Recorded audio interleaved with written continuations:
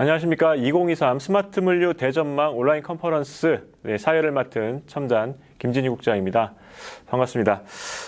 스마트 물류 대전망 온라인 컨퍼런스는 기업들이 스마트 물류 구현에 필요한 다양한 정보를 제공하기 위해 마련됐습니다. 많은 관심과 시청 부탁드리도록 하겠습니다. 이제 앞으로 이틀 동안 진행될 이 스마트 물류 대전망 온라인 컨퍼런스는 총 3개의 트랙으로 진행이 됩니다. 키노트, 그리고 스마트 물류, 스마트 SCM 트랙으로 진행이 되고요. 총 9분의 스마트 물류의 전문가분들이 참여를 하셔서 관련된 인사이트를 제공을 해드릴 예정입니다. 최근에 이제 강력한 화두죠. AI, 그리고 디지털 포워딩, 그리고 물류 로봇, 그리고 이제 SCM, 물류에 관련된 전반적인 이제 혁신 기술들이 어떻게 이제 물류와 접목이 돼서 스마트 물류로 한 걸음 더 다가갈 수 있는지 다양한 사례들이 이제 발표가 되니까요. 많은 관심과 참여 부탁드리도록 하겠습니다. 각 전문가분들의 이제 주제 발표 중에 이제 궁금한 점들이 있으시면 오른쪽 채팅창을 통해서 실시간으로 이제 질문해 주시면 답변해 드리도록 하고요. 설문도 진행이 됩니다. 설문에 참여해 주신 분들 저희가 이제 준비한 경품 전달해 드리도록 하겠습니다. 그리고 좋은 질문 올려주신 분들한테도 경품을 전달해 드리도록 하겠습니다. 경품 보셨나요? 다양하게 마련이 되어 있습니다. 많은 기대 부탁드리도록 하겠습니다. 그럼 스마트 물류 대전망 온라인 컨퍼런스 이틀간의 여정 한번 떠나보도록 하겠습니다. 네, 그럼 2023 스마트 물류 대전망 온라인 컨퍼런스 1일차 키노트 트랙부터 바로 시작을 해보도록 하겠습니다. 키노트 트랙은 이제 3분이 준비를 하고 계시는데요. 먼저 국제 표준과 스마트 물류와의 상관관계에 대해서 한번 다뤄볼 텐데요. 카이스트 오토 아이디랩의 정만기 책임 연구원님 모시고요. GS1 기반의 스마트 물류 혁신 관련된 주제 말씀 한번 들어보도록 하겠습니다. 제 옆자리에 정만기 책임 연구원님 모셨습니다. 안녕하십니까? 네, 안녕하십니까? 네, 반갑습니다. 시청하시는 분들께 간단하게 소개 좀 해주시죠. 네, 안녕하세요. 저는 카이스트 오토아이드 코리아에서 GS1 국제 표준을 연구하고 있는 책임 연구원 정만기라고 합니다. 반갑습니다. 국제 표준에 대한 중요성에 대해서 이제 계속해서 누군가 얘기를 하고 있지만 현업에서는 잘 이제 지켜지지 않고 이제 국제 표준을 따르는 경우들이 있긴 하지만 아직까지 국내에는 미흡한 것 같은데 어떻습니까? 이제 이쪽에 계속 계셨으니까 그 산업별로 그런 편차들이 좀 있을 것 같기도 하고 한데. 네. 국제 표준이라는 거는 굉장히 많은 표준들이 존재를 하고 있습니다. 그렇죠. 네. 특히 이제 저희가 하고 있는 GS1에 관련된 국제 표준들은 이미 저희 생활하고 있는 산업 전반에 다 스며들어 있어요. 다만 저희가 사용하면서 그게 뭔지 모르는 그런 상황이기 때문에 이런 표준을 가지고 어떤 식으로 활용해야 될지에 대해서 많이 아직 고민을 못 해본 거죠. 하지만 해외에서는 이런 표준을 가지고 산업 전반에 많은 표준들이 쓰고 있는데 최근에 이런 표준들 안에서도 GS1 관련된 국제 표준들이 굉장히 많이 쓰이고 있고요. 제가 오늘 설명드릴 이런 내용들 안에서도 GS1이 갖고 있는 이런 협의체, 민간 협의체이긴 하지만 협의체에서도 굉장히 많은 영업적인 내용도 다루고 있고 기업들과 콜라보레이션해서 어떤 솔루션을 제안한다든지 정부 기반 베이스의 다양한 국가 사업도 하고 있기 때문에 그런 것들이 굉장히 활발하게 되고 있고 산업 전반에 레퍼런스 모델로 많이 가고 있는 상황이에요. 다만 이제 우리나라에서는 아직까지 국제 표준이라는 게 아직 좀 생소하기 때문에 오늘 이 자리에서 간략하게 좀 설명을 드릴 수 있도록 하겠습니다. 왜 그렇다고 보세요? 국내에서는 국제 표준, 그러니까 수출도 많이 하고 하는데 당연히 그러면은 그런 표준들도 많이 따라야 되고 상식적으로 그렇게 생각이 드는데 왜 그렇다고 보세요? 일단은 약간 문화적 차이도 있는 것 같은데 해외에는 약간 좀 어떤 변화라든지 어떤 표준에 대해서 아니면 내부적인 규칙들을 가지고 어떤 그 시스템 만들 때 생산성의 향상이라든지 아니면 제도적인 변화라든지 이런 것들이 훨씬 더 메리트가 있다 그러면 많은 부분을 도전해보고 바꾸고 있는 상황인데 우리나라는 되게 오래전부터 갖고 있던 그 내부적인 어떤 시스템의 변화가 굉장히 좀 두렵고 그걸 통해서 발생할 수 있는 여러 가지 리스크들을 먼저 생각하다 보니까 이런 어떤 새로운 어떤 표준을 도전하는 게 상당히 좀 아직까지는 좀 어려운 현실이지 않을까라고 생각을 하고 있습니다. 그렇죠. 이제 기업 문화도 그렇고 예, 맞습니다. 누구 하나가 솔직히 그거는 뭐 총대를 메고 해야 되는 부분인데 그런 부분들이 또 리스크로 작용할 부분도 상당하고 네네. 앞으로 이제 중요성은 더해질 거잖아요. 네, 맞습니다. 네, 지금 진행되고 있는 것들을 보면 국제 표준을 따르지 않고는 솔직히 해결할 수 없는 것들이 꽤 있는 것 같습니다. 굉장히 많은 부분이 있습니다. 그렇다고 지금 오늘 제가 설명드릴 GS1 국제 표준이 전 산업 분야에 어떤 필수적으로 써야 되는 건 아니지만 어떤 활용성 측면이나 네네. 이미 저희가 가지고 있는 환경 기반에서 쓸 수 있는, 손쉽게 쓸 수 있는 그런 표준이기 때문에 그런 걸 가지고 우리가 제조나 이런 물류 쪽에 어떤 식으로 저희가 다른 방향으로 그렇죠. 나갈 수 있을지를 간략하게 한번 오늘 좀 설명을 해보도록 하겠습니다. 네, 알겠습니다. 그러면 뭐 지금 이제 시청하시는 분들이 어떤 부분에 좀 이제 주목해서 보시면 좋을까요? 일단은 이제 GS 국제 표준을 많이 이제 생소하실 거예요. 간략하게 이제 국제 표준이 뭐고, 그리고 이런 것들이 기업에서 어떻게 적용을 해서 어떤 성과를 내고 있는지, 왜 규제적 제도 안에서 필요한지, 네네. 이런 것들에 대해서 조금 오늘 중점적으로 좀 들으시면 네. 그 스마트 제조 물류 쪽에 종사하고 계신 분들이 앞으로의 방향이나 이런 쪽에 좀 도움이 되지 않을까 네. 생각이 듭니다. 네, 지금 이제 말씀해주신 포인트들 한번 저희가 생각하면서 주제 발표, 정만기 책임연구원님의 주제 발표를 한번 들어보도록 하겠습니다. 지혜성 국제표준 기반의 스마트 제조 물류 혁신이라는 주제를 가지고 오늘 간략히 설명을 드리도록 하겠습니다. 네, 아젠다는 지혜성 국제표준에 대해서 간략히 설명을 드릴 거고요. 그 다음 지혜성 국제표준을 스마트 제조 물류 쪽의 기업들이 어떤 식으로 사용을 하고 있는지 간략하게 몇 개 기업의 레퍼런스를 가지고 설명을 드리겠습니다. 그리고 스마트 제조 물류 쪽에 GS1이라는 플랫폼이 어떤 것들이 있는지 좀 굉장히 많은 것들이 있겠지만 그 중에서도 앞단에 1, 2번에서 설명드린 내용에 들어갈 수 있는 플랫폼을 간략하게 설명드리고 오늘 발표를 마치도록 하겠습니다. GS1 국제표준에 대해서 설명을 드리겠습니다. GS1 국제표준은 아마 굉장히 생소하실 거예요. 여태까지 많이 들어보신 분도 계시겠지만 아직 못 들어보니 아마 더 많을 거라고 생각하고 있고요. GS1은 글로벌 스탠다드 넘버 1이라는 내용을 가지고 공급망 구성원에 대한 표준이라든지 서비스를 개발하는 비영리 국제 표준 기구입니다. 이미 이 GS1 표준은 저희가 지금 생활하면서 많은 부분을 경험하고 계세요. 이제 흔히 아시는 바코드가 거기에서 해당되는 GS1 국제 표준의 하나의 표준이라고 보시면 됩니다. 이러한 그 표준을 가지고 많은 기업들이 자기가 만든 제조한 물품을 해외에 판다거나 아니면 국내라든지 국외에 유통을 하려면 그 제품을 식별할 수 있는 바코드가 필요한데 그런 것들이 우리나라에서 대한상공물류 그 상공회의소의 유통물류진흥원에서 발급을 받아 그런 코드를 활용을 하고 있습니다. 이미 이렇게 활동을 하고 있는 기관들은 전 세계적으로 한 116개국의 에모라는 그 조직을 가지고 전 세계가 지혜성 코드를 관리하고 사업을 관리하고 있고요.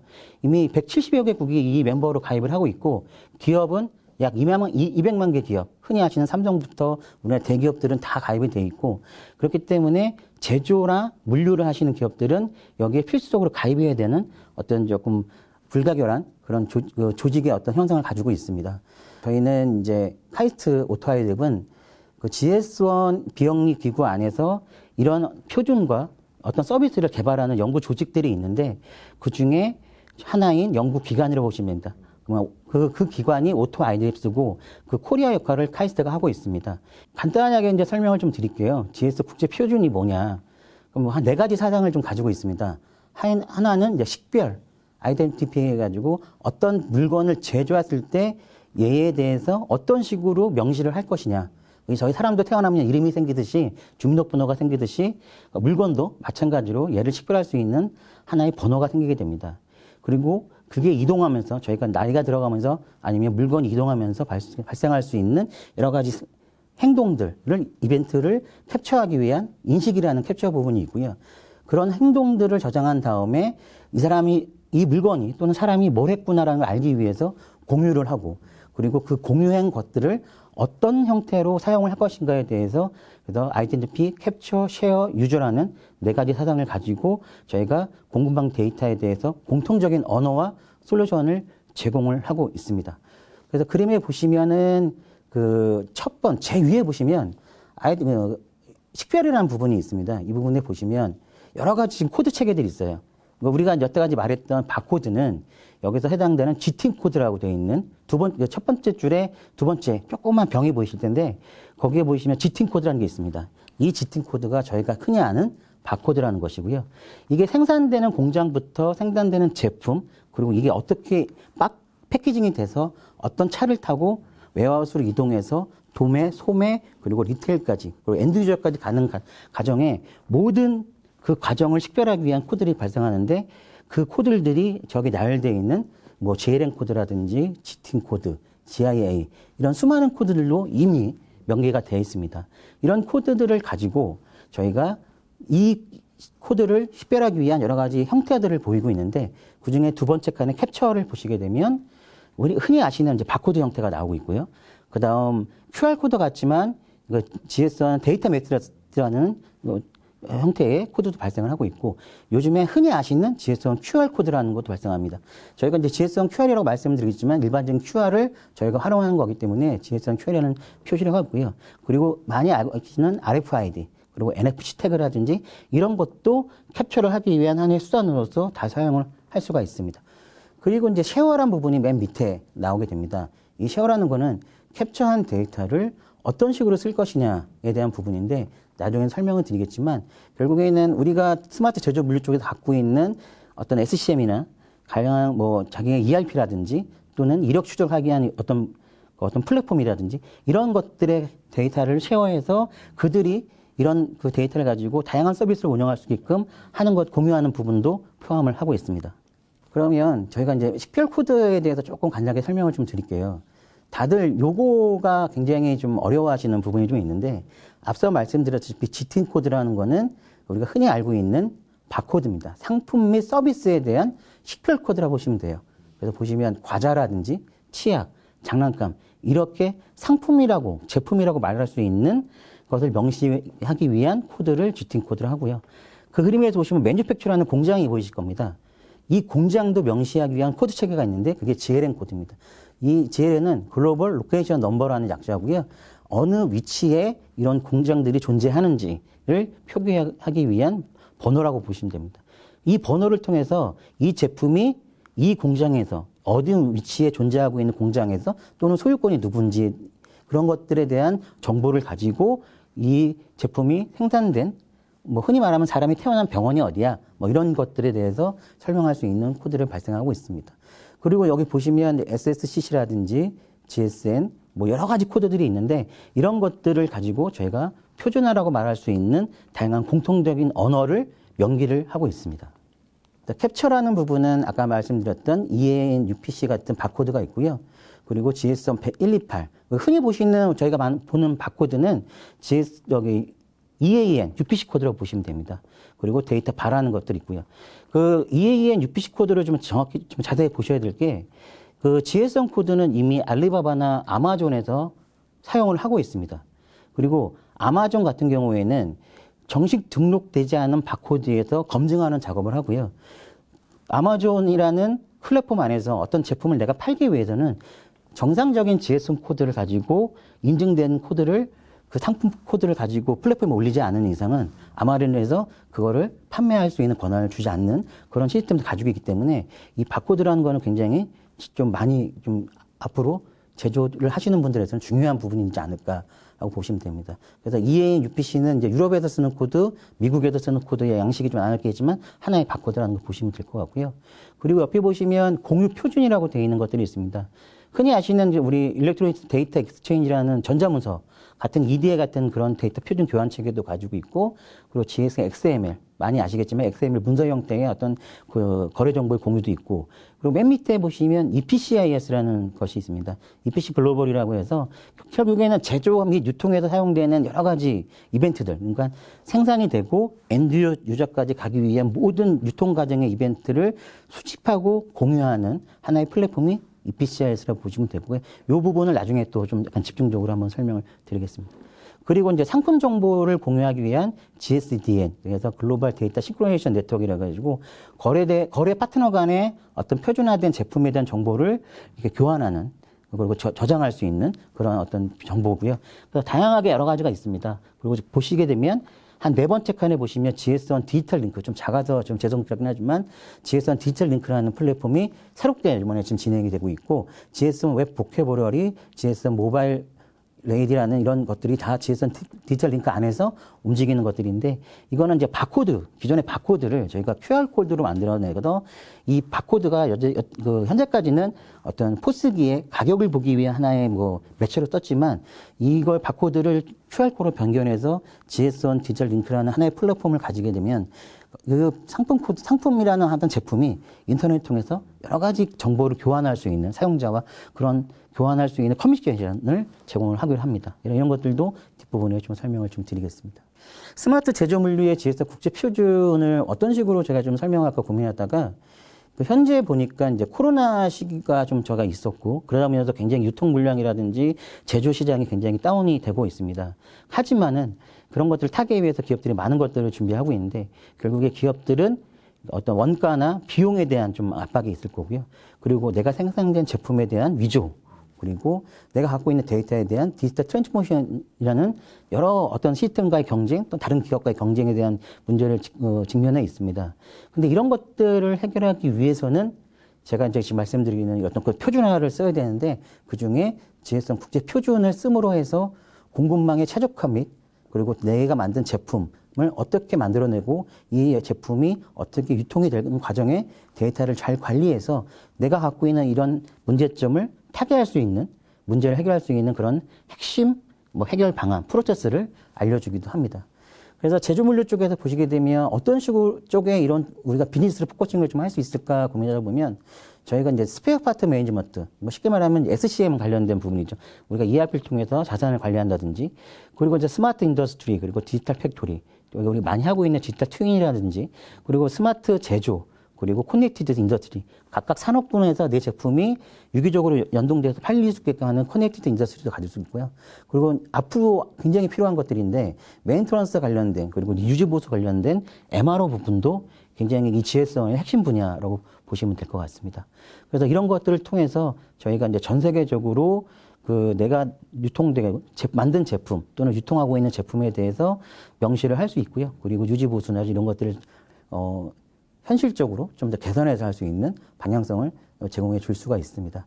그래서 GS1 이 표준은 보시면 여기 지금 아이콘들이 여러 개 있습니다. 더 많겠지만은 지금 전 세계적으로 국방이라든지 아니면 에너지, 전기 에너지, 자동차, 그리고 선박, 제조, 물류, 그리고 철도, 육상 물류, 그리고 리테일 쪽, 그리고 하나 더 있겠지만 예를 들면 음식이라든지 푸드, 콜드체인 쪽이나 어페럴 이런 쪽에서도 굉장히 많이 지금 사용을 하고 있다고 보시면 되겠습니다.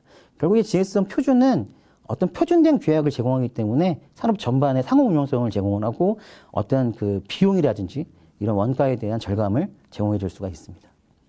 해외 기업들, 그러니까 해외 다른 나라에서는 어떤 식으로 이런 스마트 제조 물류 쪽에서 GS1 표준을 쓰는지 간략히 좀 설명을 드리겠습니다. AT 콘티넨트라는 회사가 있고요. 이 회사는 이제 자동차 안전관리 관련된 예비 부품을 제공을 하고 있습니다.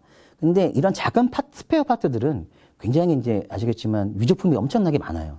그러다 보니까 이 회사도 내가 만든 제품이 위조품에 대해서 어떻게 막을 수 있을까 고민을 하게 되고, 이 위조품이라는 거는 결국엔 소비자 안전에게 굉장히 문제가 발생하기 때문에 이런 부분에 대해서 굉장히 개선하기 위한 욕구가 있었습니다. 그래서 이 AT 컨티넨탈은 결국에 글로벌 거래되는 품목 번호, 이 스페어 파트 번호를 지팅 코드, 아까 말씀드린 바코드라는 것들로 변경을 하게 됩니다. 그래서 이런 바코드는 정확한 식별 코드를 가지게 되면서 상대방이 이 식별 코드를 복사하더라도 보안 확인 데이터베이스 같은 어떤 시스템을 통해서 검증을 하기 때문에 결국에는 이 검증되지 않는 바코드 또는 코드라든지 아니면 내부 코드라든지 또는 위조품은 코드가 없는 상태가 많이 있잖아요. 그런 것들을 굉장히 걸러낼 수가 있었고, 실제적으로 사용자 기반 또는 이거를 스페어 파트를 구매하는 사용자도 쉽게 모바일 앱에서 코드를 스캔해서 이게 정확하게 AT 콘티넨탈에서 제조한 스페어 파트인지 이런 것들을 확인할 수 있었기 때문에 결국에는 브랜드에 대한 어떤 신뢰성이라든지 그리고 소비자에 대한 안전성이라든지 이런 것들을 개선했다고 보시면 될 것 같아요. 그래서 이제 보시면 베네핏이라는 게 어떤 이익을 가져가느냐. 그래서 위조 및 잠재적인 피해로부터의 고객을 보호할 수 있었고, 그리고 자동차 수리점과 소매점에 믿을 수 있는, 신뢰할 수 있는 예비부품을 제공할 수 있었고, 결국에는 이런 공급망에 참여하고 있는 뭐 소매점, 아니면 사용자 이런 사람들에 대해서 브랜드 보호를 할 수 있었기 때문에 실질적으로는 경제적 손실을 굉장히 막을 수 있었던 게 발생을 하죠. 그리고 이제 이 위조품이라는 거는 내가 구매를 한 다음에 문제가 생기면 다시 정품을 구매하는 이중적인 부가 소비 형태가 발생하는데 그런 부분도 굉장히 막을 수가 있었습니다.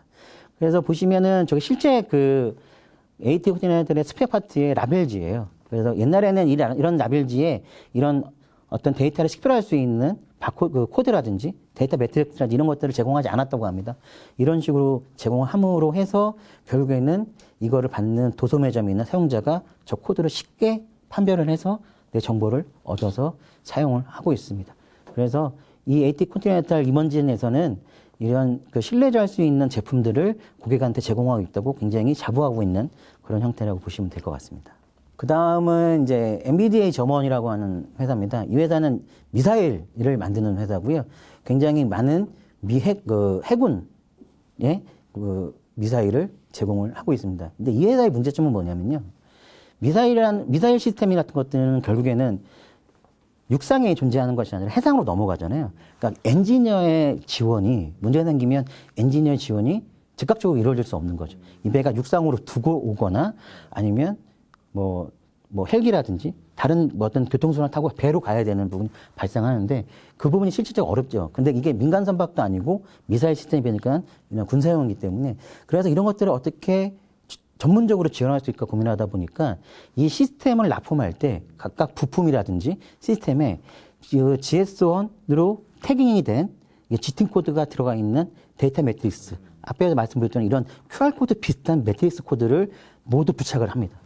부착을 한 다음에 문제가 발생하면 배에 있는, 1차적으로 배에 있는 그 관리하는 관리인이 그 유지보수를 지원하고 만약에 못할 경우에는 그 코드를 판별을 해가지고 육지에 있는 전문가한테 보내게 됩니다.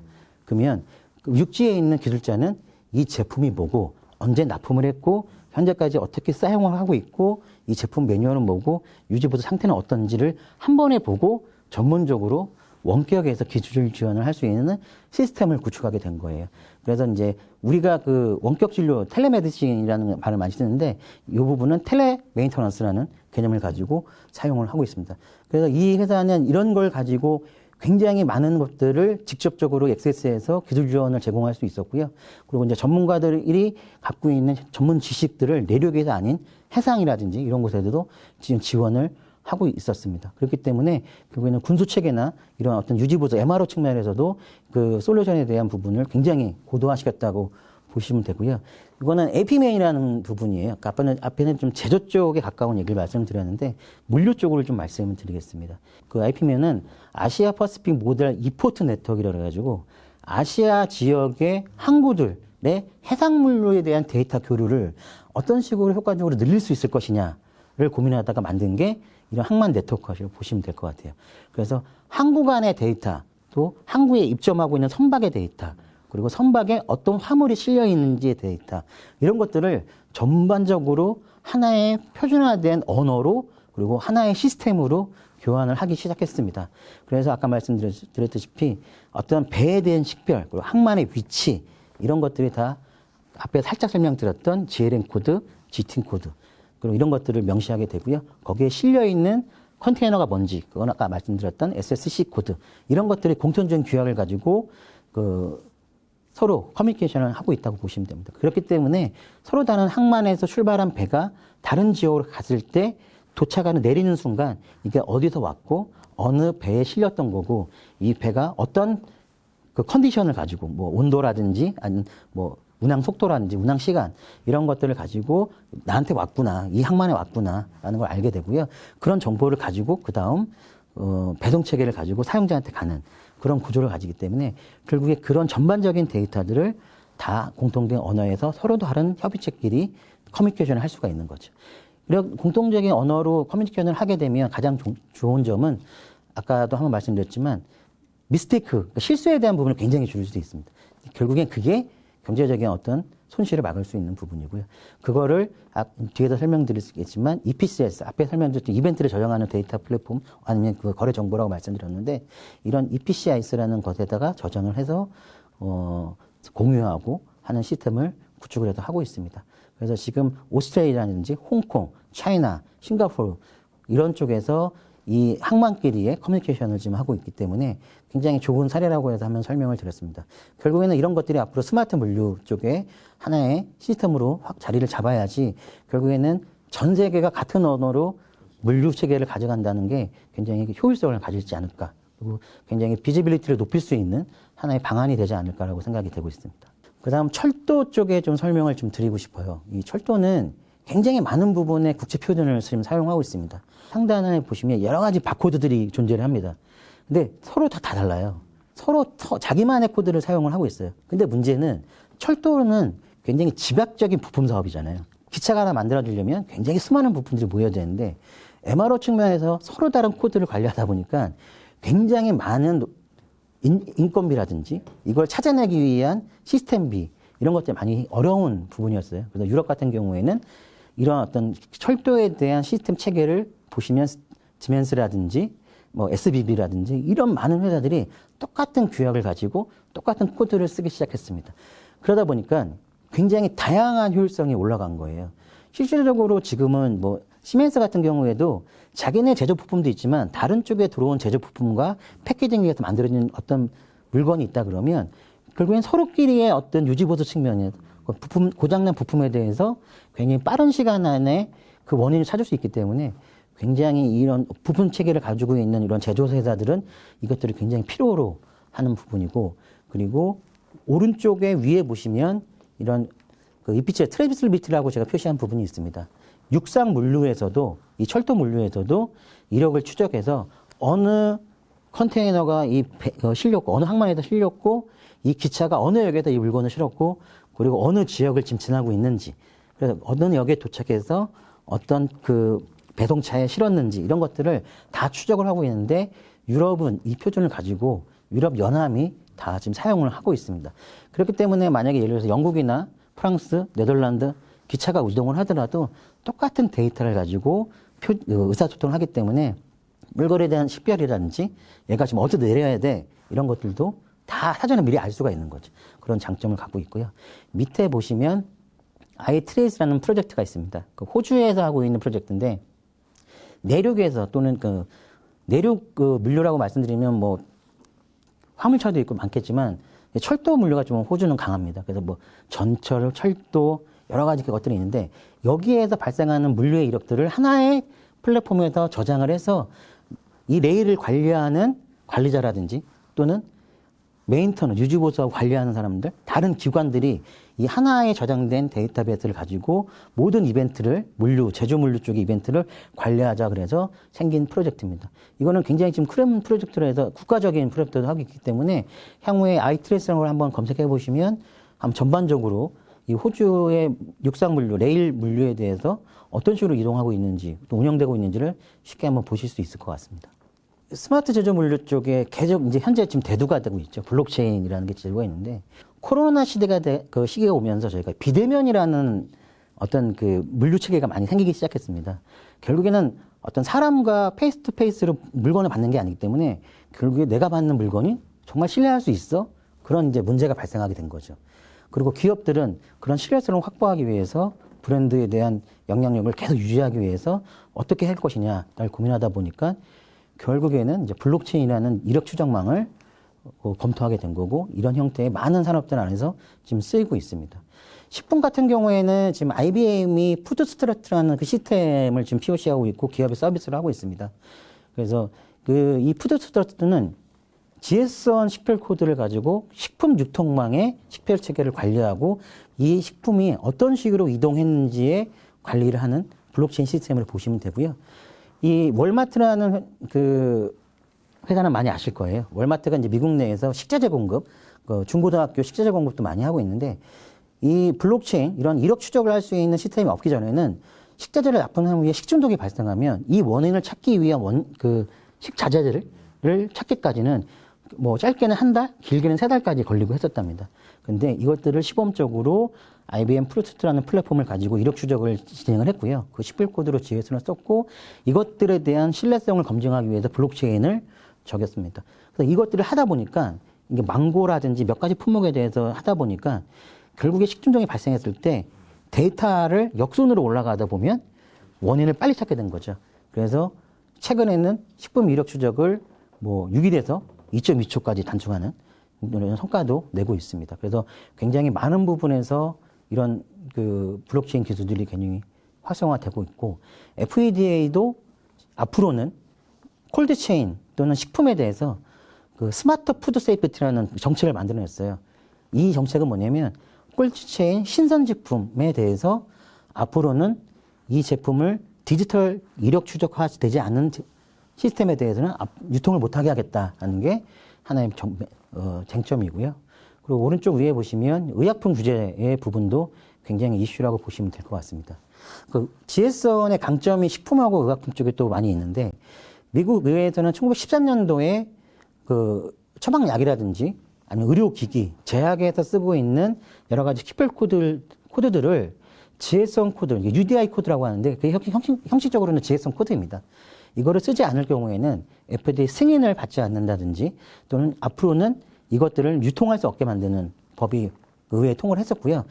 법적으로 2023년 11월 27일부터 이제 발효가 됩니다. 그래서 유통되는 의약품에 대한 공급망 안에 들어있는 모든 그 회사들이나 제조회사, 이런 유통회사들은 이력 추적을 할 게 없게 되면은 앞으로는 유통을 할 수 없는 그런 부분도 발생을 하고 있고요. 메디지라는 이런 그 블록체인 그 플랫폼들이 현재 화이자, 아메리카 소스버켄, 카니널 헬스 같은 그 제약회사들과 뭉쳐가지고 이 블록체인으로 이력 추적을 제공을 하고 있습니다. 그리고 이제 물류 쪽도 굉장히 많은 부분이 발생을 하고 있습니다. 그래서 블록체인 공급망 이력 추적은 지금 육상, 해상, 항공물류 그런 유통산업의 많은 부분을 그 관여를 하고 있는데 그 오리엔탈 레일이라는 회사가 있고요. 이 오리엔탈 레일은 그 기차 쪽의 물류의 블록체인을 만든 회사고요. 그 GS1 슬로베니아와 제휴해서 글로벌 공급망 안에서 GS1 표준과 블록체인 기술을 개발해서 사용을 하고 있습니다. 그러니까 이런 것들이 이제 아까 말씀드렸던 철도 산업 안에서 MRO에 대한 신뢰성 그리고 철도 물류에 대한 신뢰성 이런 것들을 보장해주는 부분이 발생을 하고 있습니다. 하나 뭐 시간이 된다면 좀 하나 말씀드리면 이 MRO가 왜 굉장히 중요하냐라고 말씀드릴 수 있는데 우리나라도 중대재해법이라는 게 생겼어요. 그러니까 중대재해법은 결국에는 안전사고를 예방하고 결과지 뭐 문제점을 사전에 예방하자는 법인데 이 메인터넌스 결국에는 이 철도 쪽의 문제점은 부품의 뭐 위조품을 사용한다든지 아니면 사람이 어떤 작업을 할 때 안전사고가 발생할 수 있는 부분이 발생을 합니다. 그게 결국에는 중대재해법 안에서 이제 움직이게 되는 건데 이런 GS1 코드를 가지고 부품의 이력 추적을 하고 그리고 사람에 대해서 작업에 대한 이력도 추적을 할 수가 있습니다. 왜냐하면 아까 말씀드린 저희는 위치 코드도 있고 사람에 대한 그 사물 코드도 있기 때문에 이 사람이 어느 위치에서 어떤 작업을 했다는 부분도 하나의 코드로 문서화시킬 수 있기 때문에 이런 것들을 블록체인에 올려서 이 작업이 진정성 있게 진행된 작업인지에 대한 신뢰성만 줄 수 있다 그러면 결국에는 이 MRO 시장에서도 이런 GS1 국제 표준이 굉장히 효율성 있지 않을까라고 생각을 하고 있습니다. 앞에는 이제 기업들이 어떤 식으로 썼는지에 대해서 설명을 좀 들었는데 좀 길게 하게 되면 더 많겠지만은 몇 가지 포인트만 말씀드리겠습니다. 지금 EU에서는 DPP라고 해서 디지털 제품 여건 많이 들어보셨을 것 같은데 유럽에서 생산되는 모든 제품에 대해서는 결론적으로 이력 추적할 수 있는 어떤 시스템을 만들어야 되고 그걸 하기 위한 어떤 식별 코드가 필요하다 보니 디지털 상품 여건이 되도록하는 거를 만들기 시작했습니다. 이거는 원래는 이렇게 배터리 여건이라는 어떤 체제 안에서 이제 합으로 내려온 건데 지금은 어떤 소매 제품이나 여러 제품들을 취급을 하고 있지만 이 디지털 상품 여건 제도는 앞으로는 전자기기 아니면 다양한 기기 쪽으로도 확장될 예정입니다. 그래서 결국에는 지금 모든 생산되는 상품에 대한 식별 코드를 가지고 이게 소비자한테 가기 전까지의 어떤 정보들을 소비자가 미리 공급망 안에서 정보를 취득할 수 있는 시스템을 만들지 않고서는 결국에는 유통을 할 수 없는, 내가 아무리 좋은 제품을 만들더라도 유통할 수가 없는 어떤 규제가 생성되는 부분이고요. 지금 EU에서 발의가 됐지만 지금 미국이나 아시아권, 특히 우리나라에서도 이거를 좀 굉장히 강조하고 있고 지금 검토를 하는 단계입니다. 그래서 이제 밑에 보시면 저런 여건들이 상당히 되고요. 코드를 가지고 어떤 QR을 찍게 되면 그거에 대한 정보, 뭐 원산지라든지 이력 정보, 제품에 대한 상세 정보들을 의무적으로 제공해야 되는 어떤 시스템이라고 보시면 되고, 왼쪽에 보시면 이제 글로벌 우리 브랜드 이제 판다이라는 회사가 있는데 이미 여기서는 디지털 여권을 제공을 하고 있습니다. 그래서 오른쪽 보시면 옷에 대한 태그예요. 태그에 저런 코드가 있고 걔를 찍으면 이 옷에 대한 상세한 정보와 이 옷이 어디서 만들어졌고 원자재는 뭐고 원단은 뭐고 이런 것들을 제공을 하고 있습니다. 이 플랫폼이 결국에는 저희가 말씀드릴 수 있는 GS1 디지털 링크라는 플랫폼을 가지고 운영이 되고 있고 해외에서도 사용이 되고 있다고 보시면 될 것 같습니다. 그래서 앞단에 여러 가지 규제와 이제 사례를 좀 설명을 드렸는데 지금은 이제 그럼 어떤 플랫폼들이 있는지 간략하게 좀 설명을 드리겠습니다.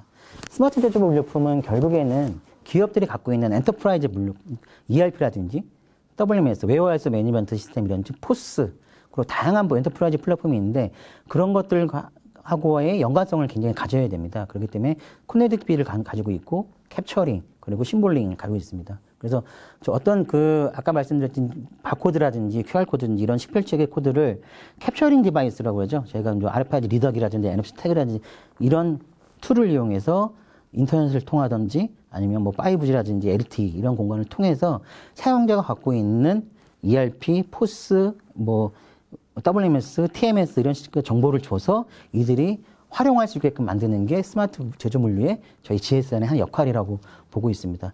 그래서 보시면 오른쪽에 보시면 아이덴티티, 식별체계 쪽에서는 어떤 코드들이 있고 이런 것들이 어떤 플랫폼을 가지고 움직이며 캡처할 때 어떤 데이터 매트릭스를 가지고 있는지, 그리고 쉐어하는 부분에서는 비즈니스 쪽에 어떤 부분과 연결할 수 있는지, 그리고 거기에 대한 마스터 데이터, 이벤트, 비저빌리티 이런 것들을 어떤 것들이 있는지를 간략하게 설명을 좀 해놨습니다. 그리고 이제 아까 굉장히 앞단에 이력 추적 부분에서 굉장히 좀 강하게 말씀드렸는데 GS1 EPC 인포메이션 서비스라고 합니다. 그래서 EPCIS라고 하는데 공급망에 관련된 모든 이벤트, 라이프 사이클의 이벤트를 저장할 수 있는 하나의 플랫폼이라고 보시면 되고요. 이거는 꼭 스마트 물류가 아니더라도 많은 기업들이 다 쓸 수가 있습니다.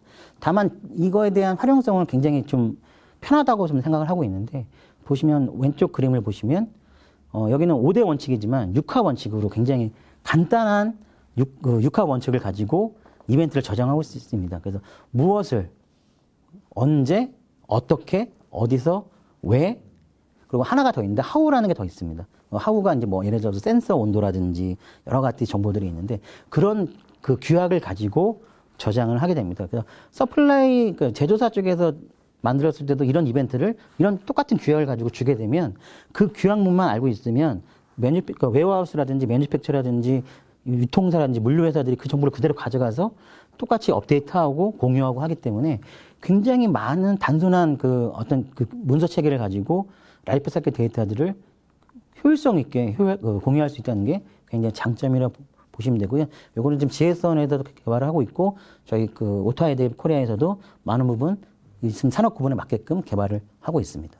그 다음에 이제 디지털 링크. 아까 제가 DPP 말씀드릴 때 말씀드린 건데요. 이 디지털 링크는 실질적으로 여기 보시면, 우유를 보시면 기존에 바코드가 있었어요. 그리고 이 바코드는 단순하게 식품에 대한 정보만 제공을 하고 있고요.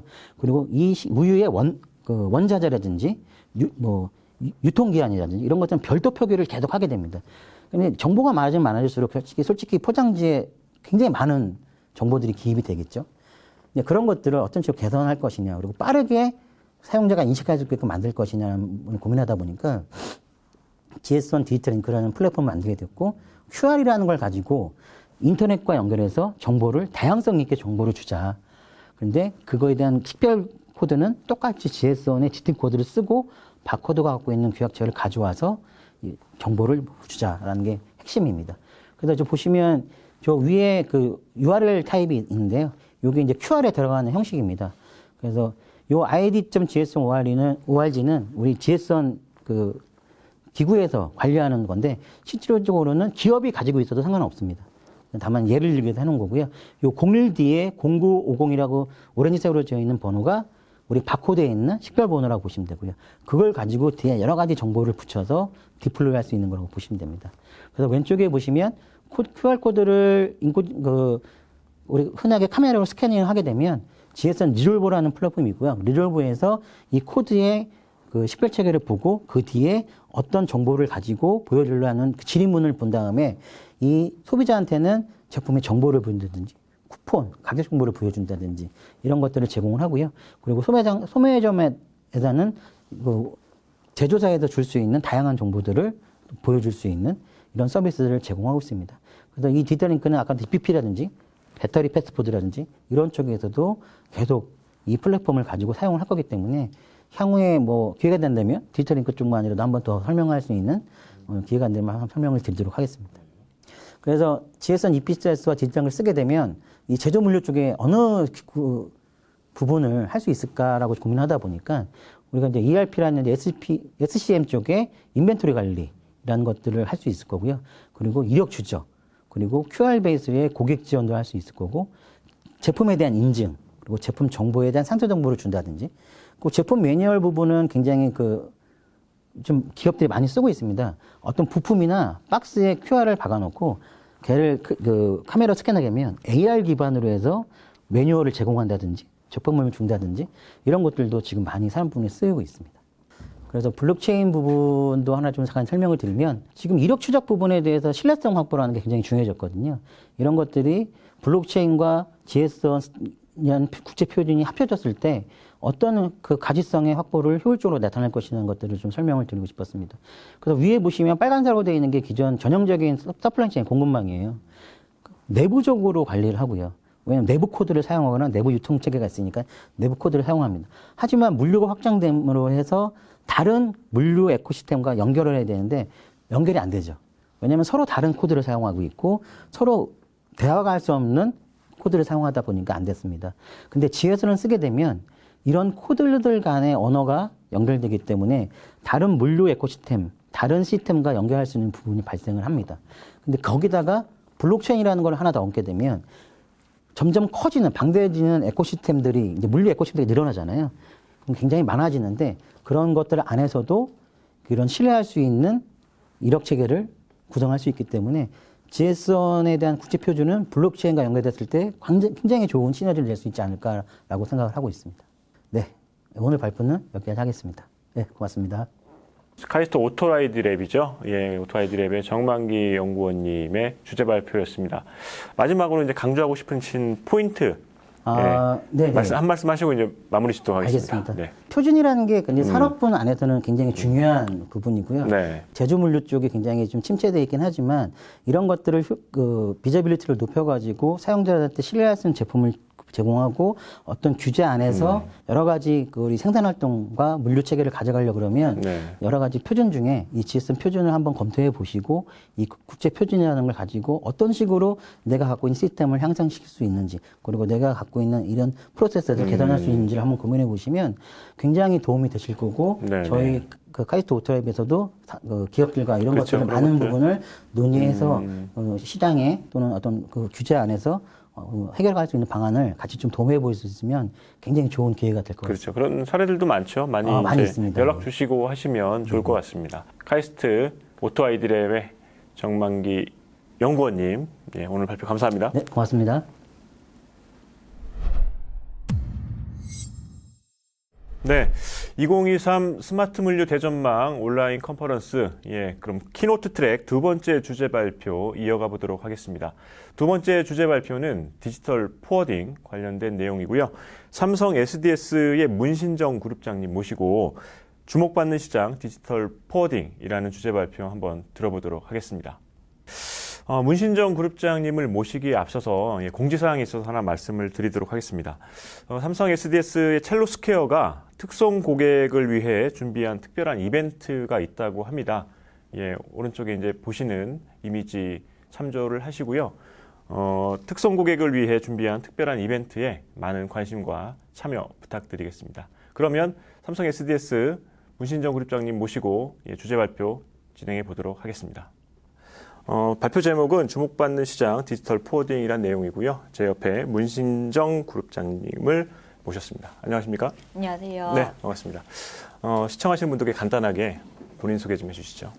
네, 안녕하세요. 저는 삼성 SDS에서 디지털 포워딩 서비스인 첼로스케어를 담당하고 있는 문신정이라고 합니다. 만나뵙게 돼서 반갑습니다. 네. 디지털 포워딩 저희하고 작년에도 한번 만났었고요. 네, 맞습니다. 올해 이제 초에도 한번 뵙는데 어떻습니까? 시장의 반응이 좀 궁금합니다. 일단은 이제 첼로스케어 디지털 포워딩이 21년 저희가 8월에 서비스 오픈을 했었고요. 그때는 사실 고객분들을 만나거나 했을 때 이제 디지털 포워딩 이라는 것부터 약간 갸웃하시는 분들이 굉장히 많으셨어요. 근데 저희가 이제 작년에는 전시나 이런 데 많이 행사했고 하면서 이제 고객분들을 만나니까 초반에는 디지털 포워딩이 뭐죠? 라는 질문이 많았다면 이제 지나고 나니까 디지털 포워딩은 뭔지 알 것 같아요. 첼로스케어는 뭘 하나요? 아니면 이제 다른 사실 유사 서비스들도 많이 있기 때문에 뭐 그런 서비스하고 차이점은 뭐가 있어요? 이렇게 좀 저희가 느끼는 체감 온도는 이제 디지털 포워딩에 대해서 많이 알게 되셨고 이제 궁금증이 생기기 시작한 단계 정도로 이제 보고 있습니다. 네.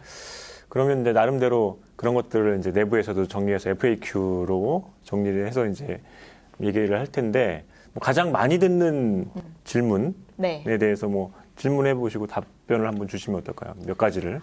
몇 가지를요? 사실 제일 많이 듣는 질문은 이제 저희가 디지털 포워딩이라고 많이 얘기를 하는데 마켓플레이스하고 되게 많이 헷갈려 하세요. 그렇죠. 그래서 이제 마켓플레이스의 이제 대표 선두주자들 이제 스타트업들이 있고 이제 그런 서비스하고 그럼 SDS의 첼로스케어하고는 뭐가 다르나요? 그 서비스가 뭐 더 이런 강점이 있는 것 같아요. 이런 말씀 많이 하세요. 그럼 이제 제가 말씀드리는 게 그러니까 디지털 포워딩과 마켓플레이스는 물류의 디지털라이제이션을 이끄는 두 가지 축이 맞아요.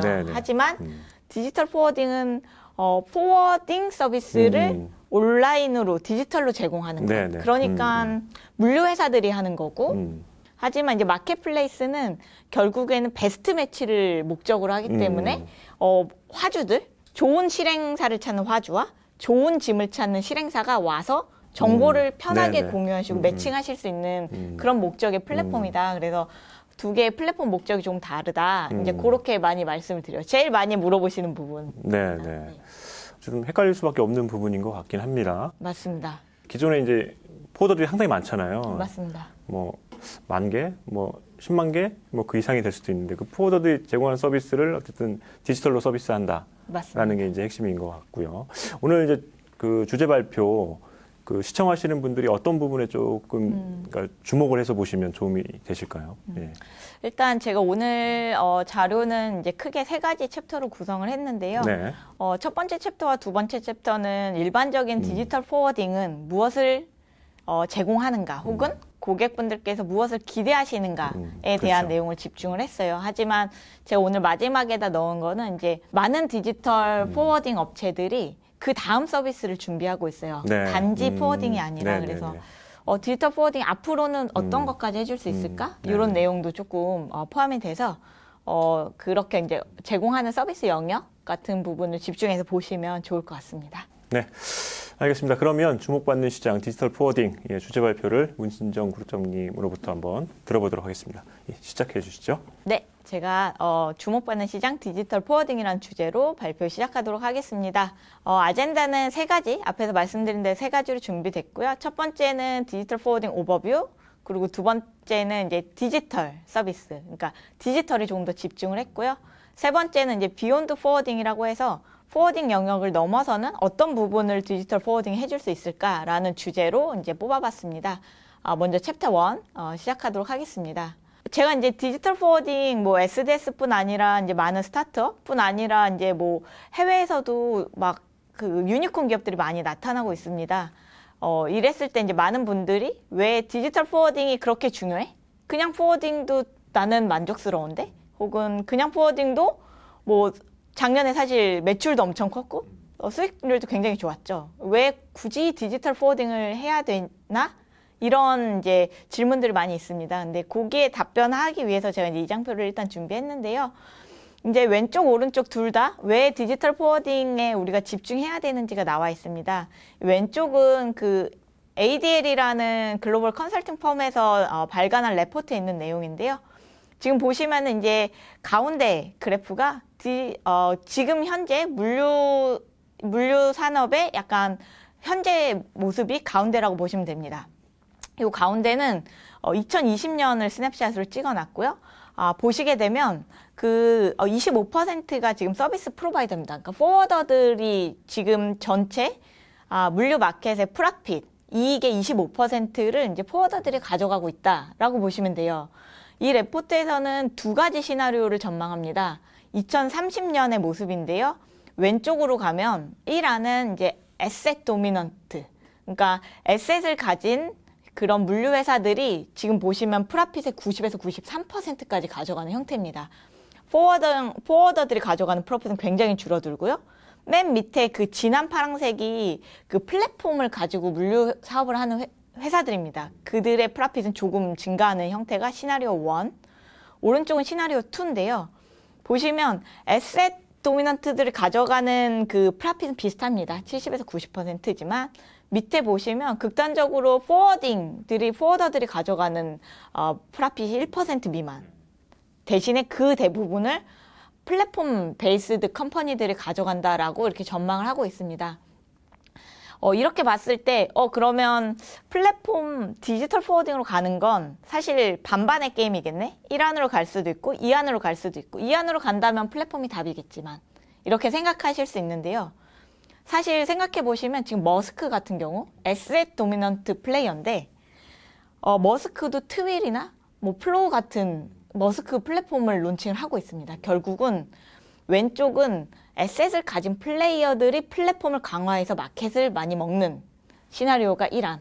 2안은 이제 포워더들이 플랫폼을 준비해서 그 부분을 조금 유지하는 형태라고 이렇게 볼 수 있습니다. 그래서 요 왼쪽을 보면 결국에는 뭐가 됐든 플랫폼이 뭔가 있어야지 2030년에 물류 서비스를 하는데 뭔가 핵심 경쟁력을 확보할 수 있겠다. 이제 이렇게 이해하실 수 있고요. 이게 조금 덜 구체적이라고 느끼실 수 있는데요. 오른쪽에 보시면 결국은 그 마켓 예측을 해놓은 그래프입니다. 마찬가지로 출처는 그 ADL이라는 회사에서 이제 작년에 발행한 레포트입니다. 여기 보시면 2019년도에는 17 빌리언 유로거든요. 제가 이 환율이 요즘 너무 많이 바뀌어서 따로 바꾸진 않았는데 요 정도 규모면, 그리고 2025년에는 173.9 빌리언 유로, 그러니까 CAGR이 47% 이 정도로 지금 성장을 하게 됩니다. 얼핏 봐도 이제 200조가 넘게끔 성장이 된다라고 볼 수 있고요. 그래서 마켓을 예측하는 리서처들도 디지털 포워딩이 앞으로 대세가 될 거다, 이제라고 이제 많이들 생각을 하고 계십니다. 그 다음으로 한번 보면 요즘 하도 챗 GPT 해가지고 제가 요거를 이제 한번 접속을 해서 물어봤습니다. 그 챗 GPT한테 이게 디지털 포워딩이 일반적인 포워딩이랑 도대체 뭐가 다르니? 라고 물어봤는데 사실 되게 나이스하게 답이 나오더라고요. 제가 기대하지 못했는데 여기 보면은 디지털 포워딩은 기술과 플랫폼을 이용해서 물류 프로세스를 핸들링 하는 거다. 그래서 뭐 가시성을 트랙 ሽ먼트 하고, 그리고 또 중요한 게 오토메이트 페이퍼워크라고 나오거든요. 저희가 사실은 디지털 포워딩 하면 맨날 얘기하는 것들이에요. 가시성 보여드려요, 뭐 수작업 없애드려요, 요런 내용. 결국에 밑에도 키워드가 나오는데요. 가장 중요한 건 뭐냐면 기술을 이용한 오토메이션이 가능하다. 그래서 뭐 결국 운영 효율도 할 수 있고 정확도도 높일 수 있다. 이렇게 엄청 똘똘한 답을 주더라고요. 그래서 이제 제가 재밌어가지고 자료에다 하나 집어 넣으셨고, 오늘 이제 저희 컨퍼런스 들으시는 분들도 좀 궁금한 주제 있으시면 들어가서 이렇게 물어보셔도 좋을 것 같습니다. 지금 이제 앞에서 나온 내용을 조금 더 이제 도식화해서 제가 한 번 더 강조를 드리자면, 이제 전통적인 포워딩의 일반적인 업무 프로세스, 견적 비교부터 문서 관리, 뭐 커뮤니케이션으로 뭐 일정 조절을 한다든지 하는 일상적인 커뮤니케이션, 가시성, 데이터 분석까지 모두 다 일반적인 포워딩이 제공합니다. 네, 되게 좋은 운영이나 영업 사원들이 이제 이런 부분들 대응을 하고 있고요. 하지만 이제 디지털 포워딩으로 간다는 건 그런 영업사원들이 운영 직원들이 1대1로 대응을 하지 않더라도 고객이 와서 스스로 이런 정보들을 쉽게 언제든 원할 때 볼 수 있다라는 특징이 있다라고 보시면 됩니다. 그래서 일반적으로 디지털 포워딩은 저 밑에 있는 스텝 1부터 스텝 6까지를 보통의 절차로 제공을 합니다. 첼로스퀘어 역시 이제 견적, 운송 예약, 운송, 통관, 트래킹, 커뮤니케이션 정상까지 이제 전 과정을 이제 온라인에서 진행될 수 있도록 지원을 하고요. 여기서 이제 중요한 게 그래 그러면은 이런 게 되게 잘 만들어져 있는 웹사이트인가? 라고 이제 생각하실 수 있는데 단지 그 앞단의 웹에서 저런 정보를 저런 물류 업무를 볼 수 있게끔만 만들어진 게 아니라 뒷단에 그 백엔드 프로세스가 결국 오토메이션 돼서 운영 효율화까지 하는 것, 그건 이제 디지털 포워딩이 추구하는 가치라고 보실 수 있습니다. 대략적으로는 이제 디지털 포워딩이 뭔지 이제 제가 설명을 드렸다면 두 번째 서비스로 그러면 디지털화해서 제공한 서비스가 뭔지 한번 살펴보도록 하겠습니다. 제가 이제 이 자료를 가져왔는데요. 이 자료는 그 TI 레포트, 22년도에 TI에서 이제 발행한 레포트입니다. 디지털 포워딩이라는 주제로 이제 많은 서베이를 했는데, 제가 오늘 가져온 그 서베이 항목은 화주분들께 이제 질문을 했습니다. 제가 기억하기로 한 100개사 정도 되는 화주분들한테 질문을 했고, 디지털 프레이트 포워더, 그러니까 디지털 포워더한테 기대하는 가장 중요한 가치가 뭐니? 너는 뭘 기대하니라고 물어봤을 때, 이제 24.1% 가장 많은 답변을 받은 게, 인스턴트 커트. 그러니까 즉시 견적과 부킹을 나는 제일 기대합니다. 두 번째는 트래킹 앤 트랜스페어런시, 그러니까 가시성에 대한 얘기. 그리고 세 번째는 디지털 다큐멘트 매니지먼트, 그러니까 선적 서류를 온라인상에서 이제 관리할 수 있는 기능들. 그리고 디지털 다큐멘트 매니지먼트하고 동등한 숫자로 리얼타임 커뮤니케이션. 요렇게 나왔습니다. 4위, 5위, 6위도 이제 조금 있긴 한데요. 제가 이제 이 1, 2, 3, 4 이렇게 이제 말씀을 드린 이유는 뒤에 있는 내용을 1번, 2번, 3번, 4번에 대해서 제가 조금 더 디테일하게 설명드리도록 하겠습니다. 인스턴트 커트 같은 경우에는 요게 이제 일반적으로 이제 디지털 포워더들이 제공을 하는 서비스라고 보시면 됩니다. 어떻게 보통 사용자들이 사용하시냐면 회원가입을 하시고 뭐 즉시 승인이 되는 경우도 있고 일반적으로 승인 시간이 조금 더 걸리는 디지털 포워딩 플랫폼도 있습니다. 그건 플랫폼에 따라 좀 다르다고 보시면 되고요. 원하는 로그인 하신 다음에 원하는 물류 상품을 선택하시고 견적이 필요한 라우트를 고르시고 화물 정보를 입력하십니다. 그러면 많은 디지털 포워더들이 오른쪽에 있는 것처럼 즉시 견적에 대한 운임이 딱 나오게 됩니다. 이게 마음에 드시면 이제 부킹을 진행하실 수 있고요. 이제 한국에 있는 디지털 포워더들은 대부분 이렇게 즉시 견적을 제공을 하고요. 예를 들면 글로벌 뭐 플렉스포트 같은 경우에는 즉시 견적은 제공하지 않고 견적 요청을 하면 회신까지는 하루나 이틀 정도 소요되긴 합니다. 하지만 이게 이제 고객들이 사람을 대하지 않고 혹은 내가 어떤 영업사원한테 직접 부탁하지 않고 내가 원할 때 원하는 구간의 견적을 쉽게 확인할 수 있다라는 측면에서 이제 굉장히 가치를 느끼는 부분이라고 보실 수 있습니다. 두 번째는 트래킹 앤 트랜스페어런시인데요. 이제 결국에는 내가 보내는 화물이 어디까지 갔나 가시성이 이제 되게 궁금해 하시는데 그 정보를 로그인하면 언제든지 볼 수 있다라는 서비스. 그게 이제 디지털 포워딩의 하나의 강점이라고 볼 수 있습니다.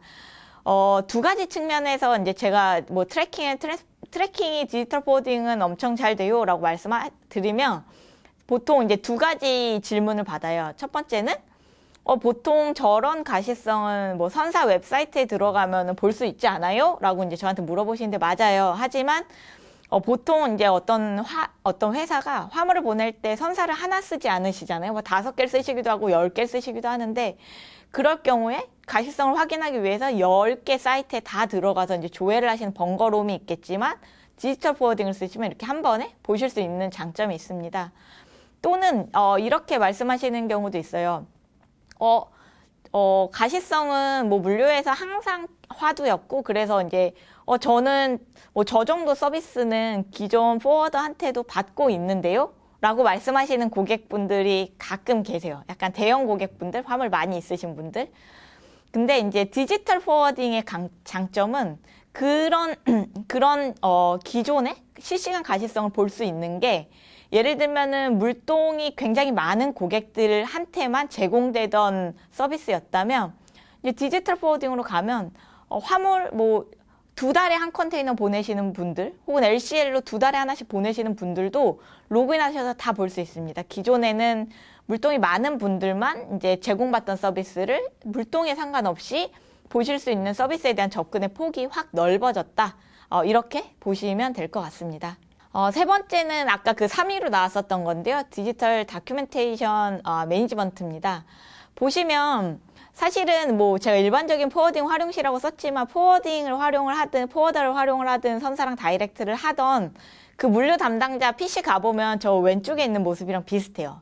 저도 한 10년 전에는 저렇게 저장을 했던 것 같아요. 왜냐하면 화물을 보내고 도착을 하는데 해상은 보통 한 달이 걸리는데, 도착지에서 뭔가 이슈가 발생했다, 뭐 BL 정보가 뭐가 잘못됐다라고 했을 때 한 달 전 BL을 제가 찾아야 되는 번거로움이 있고, 만약에 이제 제 보스가 저한테 BL을 가져와 이랬는데 제가 막 하루나 이틀 동안 못 찾으면 약간 제가 뭔가 잘못한 것 같고, 그렇기 때문에 물류하시는 분들은 되게 강박적으로 저렇게 뭔가 폴더 관리를 하시거나 무조건 아웃룩을 쓰시는데요. 한계가 있어요. 왜냐하면은 이제 직원이 바뀔 경우, 담당 업무가 바뀔 경우, 그리고 많이 그러진 않겠지만 이제 퇴사를 하는 경우, 그랬을 때 과거에 있는 물류 문서를 확인하고 이런 부분이 굉장히 어렵습니다. 하지만 근데 디지털 포워딩으로 물류를 실행을 하시면 보통 주고받는 선적 서류는 다 클라우드에 아카이빙 됩니다. 첼로스케어 역시 마찬가지고요. 다른 회사들도 이제 유사 서비스들을 제공을 하고 있습니다. 그래서 뭔가의 그 서류가 개인한테 디펜던시가 없다. 이제 누구든 우리 회사 사람이 들어오면 어떤 BL에 문제가 생겼을 때 들어와서 다 같이 볼 수 있고, 뭐 수입자나 뭐 통관하시는 분들이나 이렇게 이제 정보 공유가 필요하다고 해도 별도로 메일 보내지 않으시고 플랫폼 내에서 이제 쉐어 버튼 같은 걸 눌러서 쉐어하실 수 있다. 이렇게 볼 수 있습니다. 근데 사실 뭐지? 그러면 그냥 뭐 클라우드에다 파일 저장하는 거네? 라고 이제 생각하실 수 있어요. 1차적으로는 그런데요. 그 다음에 말씀드리고 싶은 건 클라우드에 파일을 저장하는 이유입니다. 아카이빙의 이유가 하나 있겠지만, 두 번째로는 OCR을 접목을 하면 결국에는 이제 업로드한 파일을 데이터로 뽑을 수 있습니다. 지금 이제 제가 이제 예시 화면을 가져왔는데요. 이제 보시면 왼쪽에 이제 커머셜 인보이스입니다. 이제 첼로스케어 케이스로 제가 설명을 드리겠습니다. 다른 디지털 포워더도 유사 서비스 제공하는 포워더들이 있습니다. 커머셜 인보이스를 예를 들면은 요 앞에 있었던 이 선적 서류 관리하는 부분에다 업로드를 해주시면 이제 자동으로 OCR 엔진이 돌아서 텍스트를 추출합니다. 그 결과가 오른쪽 화면인데요. 아이템 코드, 그리고 아이템 이름, 그리고 퀀티티, 그리고 커런시로 어마운트가 다 나옵니다. 결국에는 이렇게 나는 분명히 파일로만 올렸는데, 혹은 이미지로만 올렸는데, 다음에 들어가 보면 그 BL에 붙어 있는 그 아이템 정보까지 이제 다 보실 수 있게 됩니다. 아이템 정보를 볼 수 있으면 또 좋은 게, 결국에는 뭐 이동 중인 재고의 가시성, 인트랜짓 재고나 아니면은 내가 지금 예를 들면 어떤 아이템 하나가 재고가 너무 부족해. 근데 지금 내가 이거를 빨리 비행기로 다시 보내야 되는지, 아니면 배를 태워서 보내도 되는지 하기 전에 가고 있는 건 어디 있는지, 언제쯤 도착하는지 등의 정보를 확인하실 수 있습니다. 그래서 단지 서류를 올린다, 그것보다 이제 요즘에는 약간 트렌드가 하나 더 나가서 기술을 넣어서 서류에 있는 데이터, 텍스트를 뽑아서 텍스트를 활용하실 수 있게 해드린다. 이게 이제 디지털화된 포워딩 서비스 중에 하나다라고 보시면 될 것 같습니다. 제가 이제 기본 디지털 포워딩 서비스 4개 준비했는데요. 네 번째는 리얼타임 커뮤니케이션입니다. 사실 뭐 기존에는 기존 포워딩 사용하시면 전화나 이메일로 필요하시는 부분 여쭤보고 뭐 대응하고 반응하고 뭐 변경사항 있으면 저걸로 이제 업데이트를 많이 하는데요. 이 경우에는 한 달 전에 만약에 문제가 생겼다. 예를 들면 한 달 전에 기상 악화 때문에 뭐 도착지 라우트를 바꾸거나 아니면 도착지에서 서비스를 뭐 팀트럭으로 바꾸기로 했다. 이런 식의 커뮤니케이션이 물류에서 이제 일상적으로 일어나는데, 거기에 대해서 운영을 하시는 분들이, 저도 잠깐 했었는데 그때도 막 헷갈려요. 그게 ABL이었는지 BBL이었는지 막 이런 게 헷갈립니다. 그러면 이제 물류사하고 내가 요청한 대로 이게 된 게 맞나? 이런 게 궁금할 때 또 메일을 엄청 뒤지거든요. 근데 이제 디지털 포워딩에서는 이런 커뮤니케이션을 다 플랫폼 안에서 채팅 기능 등을 통해서 이제 활용하실 수 있기 때문에 이런 부분이 이제 디지털화된 서비스의 장점이다 라고 보실 수 있습니다. 약간 안타깝게도 이제 첼로스케어로 저희가 이제 사업을 하다 보니까 아직도 많은 분들은 이메일이 더 편하다고 느끼시긴 하십니다. 그래서 이제 이메일이나 전화가 기존 방식이 더 편하다라고 많이 말씀을 하시고, 그래서 많은 디지털 포워더들이 지금 하려고 하는 건 이제 이메일을 통합하는 거, 커뮤니케이션으로. 이 고객분은 이메일로 보내시더라도, 이제 뭐 메신저에 통합이 된다든지, 그렇게 이제 통합하는 부분으로 방향성이 가고 있다고 보시면 됩니다. 제가 이제 디지털 서비스, 기본 서비스에 대해서 말씀드렸어요. 이런 부분들을 가장 많이 기대하시고, 그렇기 때문에 많은 디지털 포워더들이 저 앞에서 설명드린 4가지 서비스를 준비하고 강화하는데 노력을 하고 있습니다. 저도 그 서비스가 제일 기본이자 중요한 서비스라고 생각하고 있고요. 마지막 챕터는 이제 비욘드 포워딩이라고 제목을 뽑았는데요. 사실 막 엄청난 게 있진 않습니다. 제가 이제 비욘드 포워딩이라고 제목을 뽑고, 이게 좀 너무 오버했나 이런 생각이 조금 들긴 했는데, 조금 강조드리고 싶어서 제목 유지를 했습니다. 설명드리겠습니다. 마찬가지로 이제, 제가 오늘 컨퍼런스의 발표 자료 화면은 대부분 이제 제가 캡처할 수 있는, 첼로스케어 화면을 캡처를 해왔고요. 요 역시 이제 첼로스케어 화면입니다. 보시면 이제 PO부터 관리되는 포워딩이라고 나오는데요. 보통 포워딩이라고 하면 시작점은 부킹 요청입니다. 왜냐면 물류 주문에 대해서 관리하는 게 포워딩 서비스이기 때문에 보통은 이제 부킹이 딱 생기면 그때부터 이제 관리를 하고요. SDS의 기존 물류 서비스도 딱 그 영역에 집중을 했습니다. 하지만 이제 몇몇 디지털 포워더들은 그 관리를 앞단으로 당기고 있습니다. 왜냐면 화주분들 혹은 뭐 수입자분들은 사실은 구매 부서나 이런 분들은 뭐 BL 번호나 부킹 번호 이런 거는 좀 별로 머릿속에 있지 않으세요. 그분들은 제일 중요한 게 PO 번호예요. 그러니까 모든 걸 다 PO를 기준으로 관리를 하고 싶어 하시고, 물류도 사실은 물류가 일어나려면 이제 구매가 먼저 발생을 해야 돼서 이제 물류도 사실 쭉 올라가다 보면은 이제 PO 생성이 아주 초반의 시작점이라고 볼 수 있습니다. 하지만 전통적인 포워딩이나 물류 영역은 아니다라고 생각을 했고요. 저 위에 있는 프로세스 중에 파란색 부분들, 구매자가 PO를 생성하고 이거를 이제 벤더 혹은 판매자한테 PO를 보내고 판매자가 PO 내용을 확인하고 뭐 변경하고 확정하고 그리고 확정된 PO를 가지고 부킹을 하는 절차, 이게 일반적인 수출입에서 많이 발생하는 프로세스인데요. 저 파란색이 기본적으로는 뭐 ERP로, 법인간 거래다 하면 ERP로 되실 수 있지만 많은 경우 저게 이메일과 엑셀로 진행이 되고 있습니다.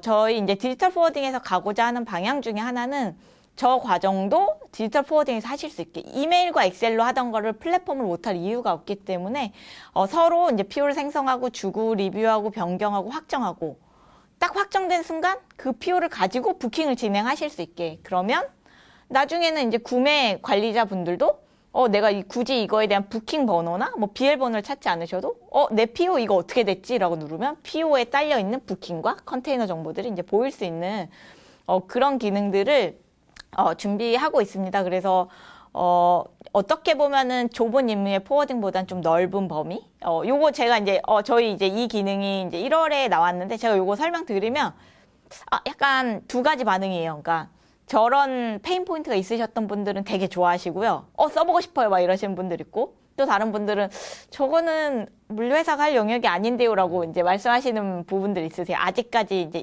물류가 많이 하지 않았던 그런 영역이라서 제가 이제 하나를 뽑았고요. 그 다음 기능은 이제 도착 이후 풀필먼트까지 관리된다라는 주제를 하나 뽑았습니다. 그러니까 일반적으로 포워딩이라고 하면 뭐 포트까지 혹은 창고까지 이렇게 배송을 해주는 국제 운송 영역이 이제 포워딩이라고 많이 생각을 하시는데요. 뭐 코로나 때문이기도 하지만 사실은 뭐 아마존 판매나 풀필먼트 쪽 서비스가 진짜 엄청 많이 니즈가 증가했습니다. 그렇다고 해서 이제 이 풀필먼트를 뭐 WMS까지 깔아가면서 뭔가 내 창고를 세팅해서 비즈니스를 하시는 분들도 있지만 그렇지 않고 되게 라이트한 풀필먼트로 도착지 약간 재고를 약간 전진 배치해 놓는 그 정도 느낌으로 사용하시는 고객분들도 꽤 많이 있으신데요. 이 경우에는 별도의 창고 관리 시스템이 없이도 뭔가 도착지에 있는 도착지 창고에 있는 재고량도 좀 궁금하시고, 뭐 입출고 내역도 좀 궁금하시고, 이런 게 많이 궁금해 하세요. 그래서 이제, 첼로스퀘어에서는 이제 이런 부분을 이제 이 풀필먼트 서비스, 도착지 풀필먼트 서비스까지 약간 싱글 뷰로 제공하는 기능이 있고, 단순한 입고 출고 같은 주문 오더들도 이제 처리가 가능하게끔 되어 있습니다. 저도 이제 요런 기능을 이제 준비하면서 다른데 이제 경쟁사 벤치마킹 같은 것도 많이 하는데요. 이제 많은 포워딩 업체들이 풀필먼트까지 통합한 관리 제공하려고 합니다. 왜냐하면 고객들이 많이 바라시기 때문에 이제 준비를 많이 하고 있고요. 그 다음은 이제 탄소 배출량의 관리입니다. 탄소 배출량은 이제 솔직히 말씀드리면 뭐 ESG 뭐 엄청 중요하다 몇 년 전부터 나왔지만 사실은 올해처럼 이렇게 ESG 얘기가 많이 나온 적이 저는 없었던 것 같아요. 특히 물류에서는 이제 기본적으로 이제 물류는 아웃소싱을 많이 주시잖아요. 그래서 이제 아웃소싱을 주면 이제 보통 기업에서 이제 그 스콥 1 탄소 배출량을 관리할 때 스콥 1, 2 기업이 자체적으로 생산하는 그 영역 말고 스콥 3가 이제 아웃소싱 주는 영역이라서 스콥 3에 대해서는 사실 아웃소싱을 줬기 때문에 탄소 배출이 얼마큼 나오고 이거를 측정하실 엄두도 잘 못 내세요. 그리고 아직까지는 뭐 일부 제조 자동차나 뭐 일부 뭐 핸드폰이나 이런 데서만 스콥 3에 조금 관심이 있으시긴 한데 많은 글로벌 제조사들이 이제 스콥 3까지 내가 뭐 2050년까지 탄소 중립하겠다라고 하시면 보통 이제 그 밑에 협력사분들한테도 이제 다 강요를 하세요. 스콥 3 제출해 주세요. 이렇게 얘기하면 이제 황당한 거죠. 이렇게 이제 제 입장에서 만약에 제가 이제 벤더인데 부품을 납품하는데 스콥 3는 어떻게 측정해야 되지? 어차피 내가 물류를 외주를 줬는데 이제 그런 니즈를 이제 맞추려고 이제 저희가 준비하고 있는 기능입니다. 요거는 이제 저희는 상반기에 릴리즈가 될 거고 이제 일부 회사들은 제공을 하고 있습니다.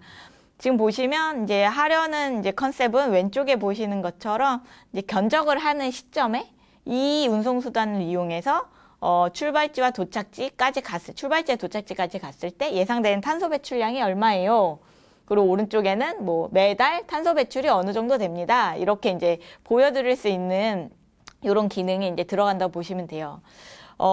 사실 탄소 배출은 제가 조금 더 강조드리고 싶은 게 결국에는 시간이 지나면 많은 회사들이 물류 수행의 탄소 배출 궁금해 하실 거예요. 근데 요 탄소 배출을 뭐 계산하고 이런 게 만약에 이제 SDS가 이제 디지털 포워딩만 한다라고 했으면 조금 어려웠을지도 잘 모르겠어요. 왜냐면은 데이터나 뭐 요 탄소 배출을 관리하기 위한 공수들이 이제 많이 드는데 근데 이제 SDS는 이제 기존에 하던 이제 물량들, BPO 물량이나 글로벌하게 하고 있는 것들이 많고 뭐 미국, 유럽 쪽에서 비즈니스 굉장히 큰데 그쪽에서도 이제 니즈가 굉장히 먼저 접수가 돼서 조금 앞서 나가서 준비를 하고 있다.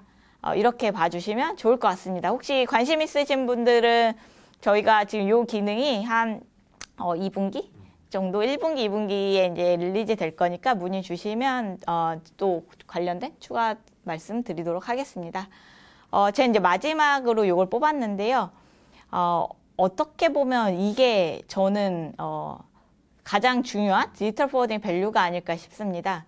결국에는 디지털이라는 것, 온라인에서 일어난다는 것은 고객이 여기서 어떤 행동을 하셨고 어떤 부킹을 하셨고 그래서 과거에 어떤 예외가 있었고 물류비는 얼마가 나왔고 이런 정보, 리드타임 정보가 이제 다 축적이 됩니다. 그래서 이제 고객분들께서 관심 있어 하시는 레포트로 뷰를 보여드릴 수도 있고 지금은 저희가 이제 예측 정보는 시황 예측 정보만 제공을 드리고 있습니다. 하지만 고객분들께서 니즈가 많이 있다면 다른 부분에 대한 데이터 기반 예측도 이제 충분히 서비스가 가능하다. 이렇게 보시면 됩니다. 마찬가지로 제가 이제 비욘드 포워딩 챕터에서 말씀드린 이 4가지 기능은 일부는 이제 다른 회사들도 준비하고 있고 일부는 다른 회사에서 제공하고 있기도 하고 SDS 이제 첼로스케어도 대부분 서비스를 이제 준비해서 제공하고 있는 서비스다라고 보시면 됩니다. 네, 제가 오늘 준비한 자료는 여기까지입니다. 네. 삼성 SDS의 문신정 그룹장님의 주제 발표 잘 들어봤습니다. 네. 이런 기능들을 일단 이제 추가하거나 뭐 할 때 이제 국내 그 화주들하고 이제 해외 아까 이제 다양하게 서베이를 했던 자료들을 보여주셨는데 혹시 국내 화주들한테 어떤 서베이 자료 그런 것들을 또 토대로 해서 제공하고자 하는 뭐 기능 이런 것들도 있습니까? 혹시?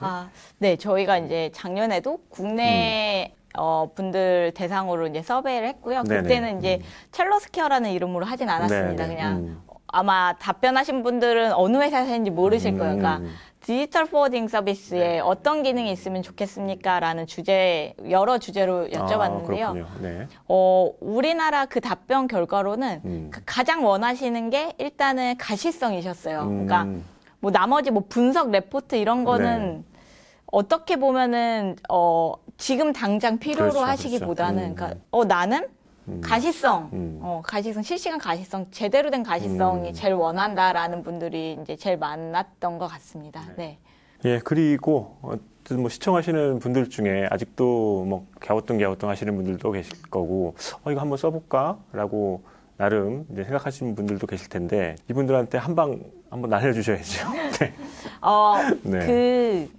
저희 첼로스케어 지금 검색 초록창이나 그런 데서 이제 하시면 나오는데요. 가입이 무료입니다. 저희 서비스 사실 무료 서비스이기 때문에 플랫폼 사용료는 전혀 없어요. 그래서 가입하셔서 궁금하시면 제가 지금 설명드린 대부분 하면 다 보실 수 있거든요. 들어오셔서 보면 이제 견적도 다 보입니다. 견적도 보시고 부킹은 좀 더 고민하실 수 있죠. 이제 물류 업체를 선정하니까. 근데 다른 이제 물류 서비스 쓰실 때, 첼로스케어는 뭐 가격이 얼마일까? 혹은 뭐 여기 서비스 되나 궁금하시면 들어와서 보셔도 되고, 이제 첼로스케어로 하지 않으시더라도 뭐 MBL 번호 같은 거, 마스터 비밀번호 같은 거 이제 업로드 하셔서 확인하실 수 있는 기능들이 있습니다. 저희한테 선적 주문을 하지 않으셔도 사용하실 수 있는 기능들이 있으니까 한번 들어와서 보시고, 정말 쓰고 싶다라고 하셨을 때 연락 주시면 저희가 또 친절하게 안내 드리도록 하겠습니다. 알겠습니다.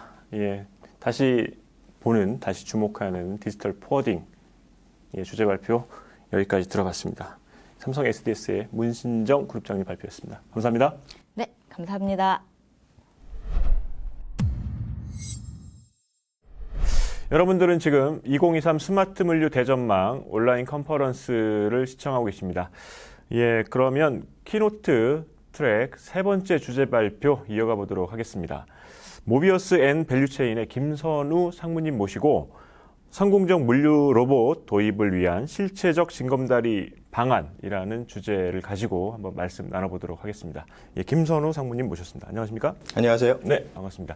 여기 시청하시는 분들께 간단하게 본인 소개 좀 해주시죠. 안녕하세요. 모비어스 앤 밸류체인에서 고투마켓 전략 담당하고 있는 김선우 상무라고 합니다. 물류 로봇 예전에 아마존에 이제 키바부터 해가지고 물류 로봇 관련된 얘기가 상당히 많았고 최근에도 이제 국내에도 보면은 이제 스타트업들도 많이 생기고 그리고 실질적으로 이제 고객 쪽에서도 물류 로봇들이 막 도입되는 상황인 것 같은데 전반적인 국내 시장 동향은 좀 어떻습니까? 로봇은 한 20년 전부터 있었습니다. 우리나라에. 그 산업용 로봇이 전 세계적으로 우리나라가 탑5 안에 들어요. 그래서 전통적인 제조고 뭐 중국 포함해서 독일, 일본, 미국 포함해갖고 5대 강국에 들어가는데 물류 로봇적인 측면에서는 아직까지 그렇게 시장이 많이 이렇게 열리진 않았습니다. 하지만 그거를 약간 좀 세분화해 보면 가이디드 비클이라고 하는 것들이 업계 용어로 있죠. 오토매틱 가이디드 비클이라고 해서 AGV라고 하는 것들도 있고, 그다음에 최근에는 이제 슬램 쪽으로 좀 진화하는 AMR이라고 하는 것들이 있는데 AGV는 스마트 팩토리 쪽에서는 꽤 오래 많이 사용이 됐었어요. 근데 그것들은 전통적인 한계가 있습니다. 뭐 고정된 경로상에서만 주행할 수 있고 이런 것들이 셔틀 방식이기 때문에 전체 리소스의 최적화 관점에서는 좀 한계가 있어요. 그래서 최근에는 뭐 아티피셜 랜드마크를 제외한 이제 AMR 쪽으로 진화를 하고 있는데 그런 것들이 우리나라의 뭐 유통물류 센터나 이런 쪽으로 진입되는 것들은 아직까지는 좀 한계가 있고요. 다만 해외 시장에서는 말씀하신 키바가 12년부터 해갖고 굉장히 내재화해서 도입이 많이 되고 있고요. 최근에는 이제 키바에서 전신해서 스피노프한 6RS라는 회사도 있고 그 회사가 쇼피파이라는 회사의 이커머스 플랫폼에 이제 인수되면서 풀필먼트 센터에서 굉장히 많이 활용되고 있는 케이스도 있죠. 그래서 우리나라 대기업들은 글로벌 벤치마킹을 그 섹터에서 벤치마킹을 굉장히 열심히 하시는데 그것들이 조금 더 이제 어느 정도 이제 무르익으면 우리나라도 물류 로봇 시장이 크게 개화하는 것들은 머지않았다라는 생각을 갖고 있습니다. 예, 그러면 오늘 이제 성공적인 물류 로봇 도입을 위한 실체적 징검다리 방안이란 주제 발표해 주실 텐데 그 시청하시는 분들이 좀 어떤 부분에 좀 주목해서 보시면 좀 도움이 되실까요? 국장님께서 말씀하신 것처럼 우리나라가 그 SCM을 게을리했다라는 생각은 갖고 있지 않습니다. 그동안 OMS, WMS, TMS 굉장히 많은 그렇죠. 발전이 있었고 도입이 있었고 그런데 조금 더 한 단계 이제 스텝업하는 거에서는 조금 더 주저하고 있는 단계고요. 그래서 그 허들을 조금 더 오해를 좀 풀어내고 허들을 좀 낮출 수 있는 그런 관점에서 실체적인 그다음에 징검다리적으로 단계적으로 그러니까 접근할 수 있는 이런 쪽으로 저희가 실제로 갖고 있는 경험을 조금 공유해 드릴 거고요. 그런 관점에서 저거는 좀 너무 멀리 있어 부담스러워라는 관점에서 조금 더 이제 열어놓으시고 한번 받아들이셨으면 좋겠습니다. 네, 알겠습니다. 그럼 지금 상무님께서 이제 말씀하신 부분들 예, 한번 유념해서 예, 주제 발표 한번 들어보도록 하겠습니다. 물류 로봇의 아예 요소 기술적인 측면만 강조를 하다 보면 실질적인 이제 적용성 관점에서 괴리감이 있을 수 있어요. 그래서 당사가 갖고 있는 성공적인 경험 이런 것들을 말미암아서 이제 실체적인 징검다리 방안으로 저희가 좀 포커스해서 말씀드리도록 하겠습니다. 로고를 보시면 우리나라 굴지의 선도사 아니면 스타트업 포함해 갖고 굉장히 많은 부분에서 유연 생산, 그다음에 공동 물류, 그다음에 풀필먼트 플랫폼들이 생겨나고 진화를 하고 있습니다. 그 관점에서 보면 변화의 특성이 두드러집니다. 소량의 다품종, 그다음에 다빈도의 오퍼레이션을 대응할 수 있어야 되고요. 빠른 배송 이런 것들까지도 대응할 수 있는 것들이 되게 중요한 영역이었죠. 그다음에 수요 채널이 되게 다변화되기 때문에 주문 자체가 변동성이 커졌고요. 또 분산되는 환경을 대응하는 것들이 되게 중요한 요구 역량이 됐습니다. 그래서 기업이 과거에는 경험하지 못했던 비효율에 봉착하고 있고요. 이것들을 해법 관점에서 보면 사람을 적게 쓰거나 아니면 무인화하거나 이것들을 전체적인 싱크로나이즈 시키는 것들이 되게 중요한 요구 역량으로 가져가고 있습니다.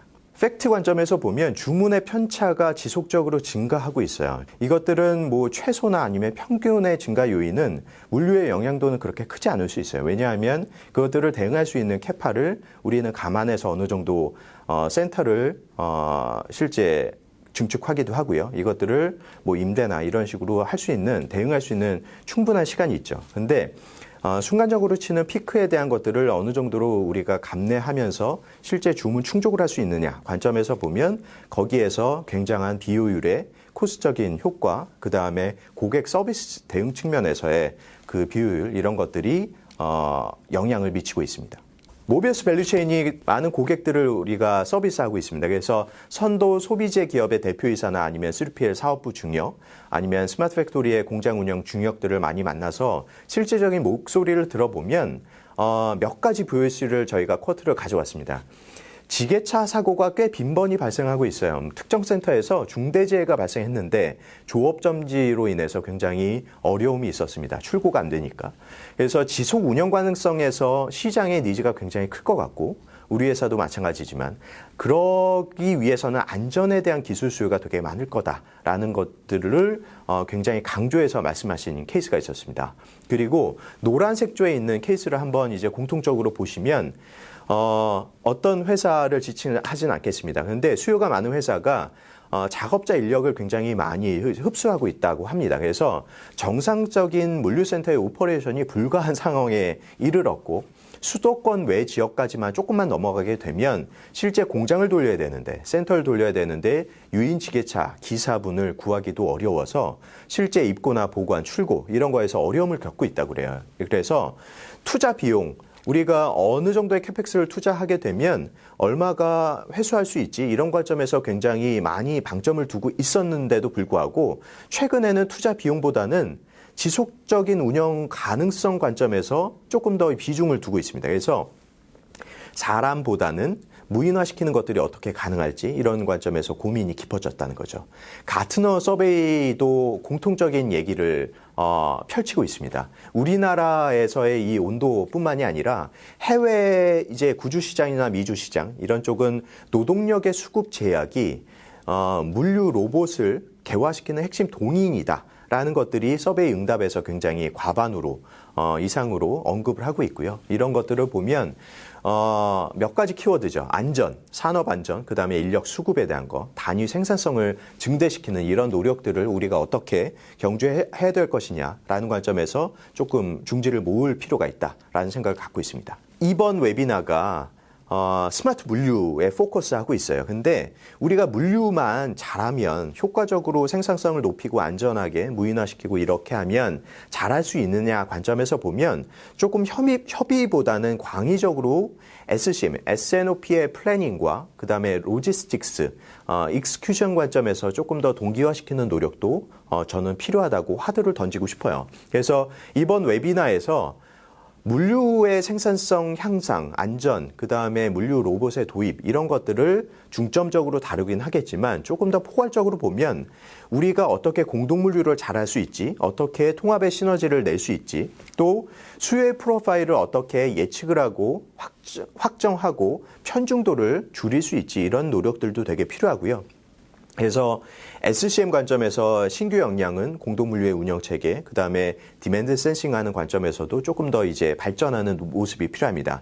근데 조금 더 이제 파란색 조의 이제 진한 쪽으로 보면 실시간으로 이제 시뮬레이션을 하거나 라이브 옵티마이제이션, 그 다음에 디지털 트윈으로 우리가 관제할 수 있는 역량, 그 다음에 캐파를 운영의 계획을 세우고 실행을 동기화시킬 수 있는 역량 이런 것들이 되게 중요해지죠. 생산성을 정교화해서 우리가 분석하는 것들 필요하고요. 그래서 통합 데이터 관점에서 보면 주간, 일간, 시간대 이런 오더 데이터, 계획 데이터뿐만이 아니라 밀리세컨드 단위의 실질적인 IoT 스트리밍 데이터까지도 모두 다 데이터에 담아낼 수 있는 데이터 허브 관점도 되게 중요합니다. 그래서 우리가 수요가 재고하고 물려서 물류의 물동량으로 변환시키고 그다음에 생산성의 기준점에 따라서 우리의 작업 부하 계획을 만들어내고 공간 효율을 생산성을 조금 더 향상시키고 이런 것들이 전체적으로 유기적으로 연동되는 체계 이런 것들이 스마트 물류 아닌가라는 생각을 갖고 있고요. 조금 더 포커스해서 말씀드리면 과거의 물류는 하드웨어 드리븐이었습니다. 사양과 공칭 캐파를 늘리는 노력 이런 것들이 왼쪽 부분에서는 분명히 노력을 경주했었죠. 배치 단위라고 해서 1단위 배치, 몇 시간 단위 관점으로 오더의 컷오프를 해내고 그것들을 웨이브로 플래닝하는 것들이 예전에는 패러다임이었어요. 그래서 어떻게 많이 묶어내서 효율을 증대시킬 수 있을 것이냐 관점에서 노력을 경주했죠. 하지만 그런 관점에서는 우리가 주문에 민첩한 수요를 대응하거나 아니면 단위 평효율을 증대시키거나 아니면 생산성을 높이거나 라는 관점에서는 분명히 한계가 있습니다. 그래서 오른쪽으로 보면 미래의 요구 역량은 자율주행을 기반으로 해서 우리가 물류의 로봇 운영을 어떻게 잘할 것이냐에 대한 시스템적인 소프트웨어적인 역량이 되게 필요하고요. 그 다음에 비즈니스 애플리케이션이라고 하는 주문, 창고 관리 솔루션에 대한 것들을 오더를 동기화시켜서 실시간으로 동기화시켜서 물류의 로봇으로 디스패칭 시키고 그 실적을 말아 올리는 것들 이런 선순환 사이클에 대한 것들의 연계, 인티그레이션 역량도 되게 중요해진다라고 강조할 수 있습니다. 센터의 오퍼레이션도 뭐 주간조 단위의 시간 단위의 이런 효율화가 아니라 다이내믹하게 효율화시키는 노력도 되게 필요하고요. 오더의 컷오프는 앞으로는 없어질 거라고 저는 말씀드릴 수 있을 것 같아요. 예전에는 다이내믹 효율화가 불가능했으니까 이것들을 묶어내는 방식밖에 없었는데 앞으로는 웨이브가 없어지는 오퍼레이션 역량도 이것들을 어떻게 할 수 있느냐가 기업의 초격차의 차별 요소라고 저는 판단할 수 있습니다. 실질적으로 고객 관점으로 좀 보면 위쪽 부분에 있는 것들이 유통물류의 오퍼레이션이에요. 하역 검수검품부터 재고 보충, 오더 패킹 이런 일련의 오퍼레이션의 프로세스를 거쳐가고 있습니다. 제조물류로 봐도 하역하고 나서 자재 불출하고 라인 투입, 공정, 그 다음에 완제품이 입고되고 나서 출고되기 상차까지 해서 여러 가지의 단계를 거치고 있는데 이 단계마다 굉장히 많은 선도사들이 뭐 이커머스 플랫폼 기업도 있고요. 그 다음에 물류 기업도 있고 3PL 선도사도 있고 그 다음에 소비재에 우리가 낯익은 로고도 많이 보입니다. 그래서 소비재 매니팩처러, 유통, 디스트리뷰터 포함해갖고 굉장히 많은 회사들이 무인지게차, 그 다음에 이송 로봇을 실체적으로 도입하고 있어요. 그래서 이것들은 어떻게 반대급부로 보면 기술이 아직까지 검증의 단계냐라고 보면 그것들은 아닙니다. 실질적으로 양산 환경에서 굉장히 전향적으로 도입을 하고 있고 그 실체적인 ROI 효과를 보고 있고 그래서 그 실증 효과로 우리나라 회사들도 허들이 도입에 대한 의사결정 허들이 낮아질 거라고 저희는 판단하고 있습니다. 뒤에는 모비어스 밸류체인이 실질적으로 고객의 양산 환경에서 도입했던 사례를 말씀드릴 건데요. 해외는 이렇게 돌고 있어라는 것들보다는 실체적으로 조금 더 피부에 와닿는 사례를 말씀드리도록 하겠습니다. 저희가 갖고 있는 여러 가지 서비스 신화를 표준화했던 요소가 있어요. 그래서 총 12대 케이스로 해서 서비스 시나리오를 좀 입출하, 그 다음에 보충, 출고, 물류센터의 효율 관점에서 저희는 이제 디파인을 했고요. 그 안에서는 기존의 수작업 오퍼레이션이 어떻게 무인화로 전환될 수 있는가에 대한 전체적인 프로세스 설계, 그 다음에 데이터에 대한 구조, 그 다음에 시스템적인 연동, 기술 요구사항 이런 것들을 저희가 정리하고 이것들을 체화시키고 고객한테 전달하고 있습니다. 그런데 한 가지 말씀드리면 물류 로봇만으로 센터를 돌리고 그 다음에 제조 환경을 모두 다 돌릴 수 있는가 관점에서 보면 그런 것들은 절대 아닙니다. 그래서 저희가 갖고 있는 소프트웨어, 그 다음에 로봇, 하드웨어 이것만으로 될 수는 없기 때문에 저희가 바라보는 것들은 여러 가지 컨베이어나 다스, DPS, 그 다음에 시퀀스 버퍼, 그 다음에 GTP 스테이션,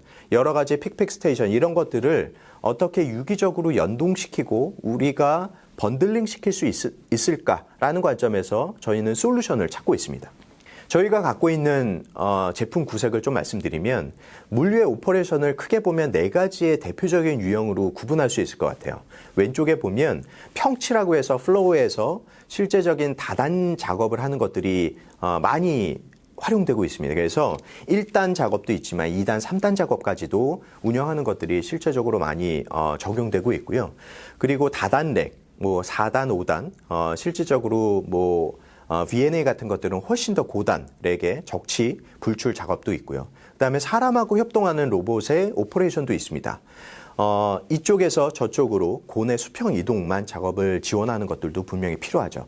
터거 트럭이나 아니면 펠러 트럭 이런 것들이 거기에 해당하는 케이스인데 저희는 한 가지 제품으로 모든 오퍼레이션을 대응할 수 있다라는 관점의 생각을 갖고 있잖아요. 그래서 페이로드 관점에서 보면 1톤이나 2톤, 3.5톤 그런 것들이 다변화돼야 되고요. 그 다음에 평치 작업을 하는 전용 로봇이 있고 그 다음에 2단 적치를 할 수 있는 스태커 트럭, 그 다음에 리치 트럭, 카운터 밸런스 트럭 이 용도에 맞게 제품을 구성하고 고객한테 권고하는 것들이 되게 카탈로그적인 측면에서 저희는 필요하다고 판단하고 있습니다. 왼쪽 상단에 있는 부분이 생산 완제품을 무인 불출하는 거야. 과거에는 공장에서 완제품이 만들어지면 그것들이 PLC로 이제 시그널이 오고 거기에서 오더가 이제 사람한테 전달이 되면 유인 지게차 기사분이 그것들을 떠다가 임시 대기장으로 옮기고 하는 작업들을 거쳐갔어요. 근데 이게 주간조, 야간조가 필요하고 그렇게 보면 정치 근무 시간 대비해서 야간에 OT 근무 수당도 있고, 그다음에 지게차는 한 대지만 사람은 2명 또는 3명이 필요합니다. 굉장히 코스적인 압박으로 다가오고 있죠. 그런데 저희가 주주사의 공장 환경에 실질적으로 도입을 했고요. 그래서 무인 불출을 하고 보관장에 이동을 하고 우측 상단에 보면 팔레트를 다단 적재하는 2단 적재하는 것들을 저희가 기술적으로 실현을 했습니다. 그래서 특정 산업의 기술 선도사하고 저희가 굉장히 오랜 기간 동안에 인베스트도 가져갔고 기술 요구상을 저희가 받아들여서 19년도 시점에는 저희가 2단 적재까지가 가능했고요. 최근에는 3단 또는 특수 팔레트의 4단 적재까지도 가능한 수준까지 이르렀습니다. 이것들이 가능해지려면 중간 하단부에 보면 3D 비전 카메라로 저희가 이것들을 데이터를 가져오고 있고요. 딥러닝 기술로 여러 가지 핸들링 유닛, 우든 팔레트 수출입에서 많이 쓰이고 있죠. 그 다음에 플라스틱 T11 팔레트, 표준 팔레트도 있고요. 사이즈도 조금 다를 거고, 그 다음에 유통물류사에서 많이 쓰고 있는 롤테이너 또는 자동차 산업에서 많이 쓰고 있는 스틸리즈라고 하는 특수 팔레트, 이런 것들을 잘 측위하고 그것들을 피처점을 잡아서 저희가 적재하는 것들이 기술이 필요합니다. 그래서 인식 기술, 그 다음에 정밀한 작업에서의 제어 기술, 이런 것들을 저희가 확보하고 있고 실제적으로 고객한테 전달하고 있습니다.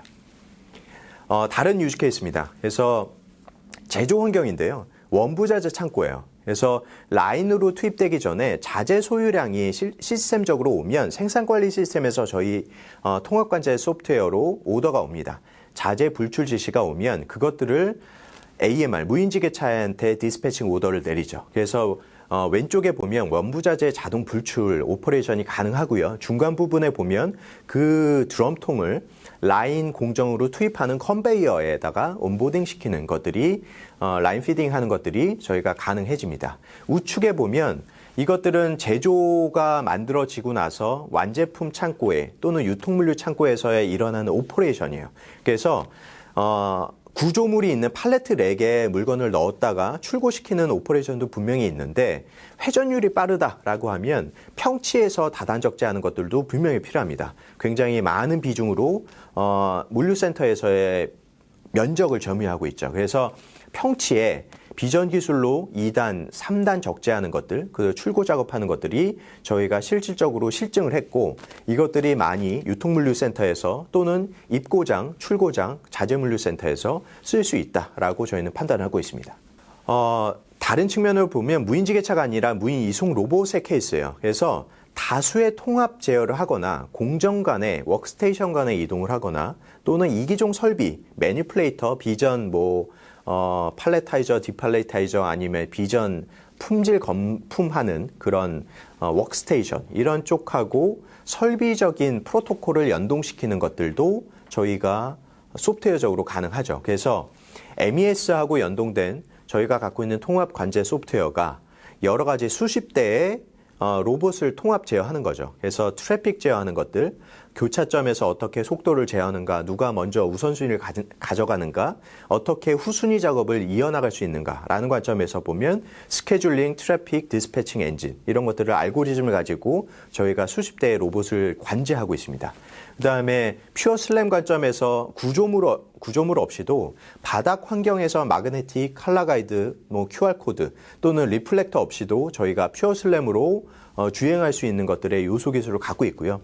그럼에도 불구하고 특정 도킹 포인트에서는 조금 더 정밀한 작업, 10mm 플러스 마이너스 오차 범위에서 정밀한 도킹이 필요하다고 하면 저희가 가이디드 방식을 혼용해서 조금 더 융합적인 오퍼레이션을 하는 것들도 가능해지고 있습니다. 그래서 이것들이 실제적인 글로벌 선도사의 공장 환경에서 저희가 도입했던 사례고요.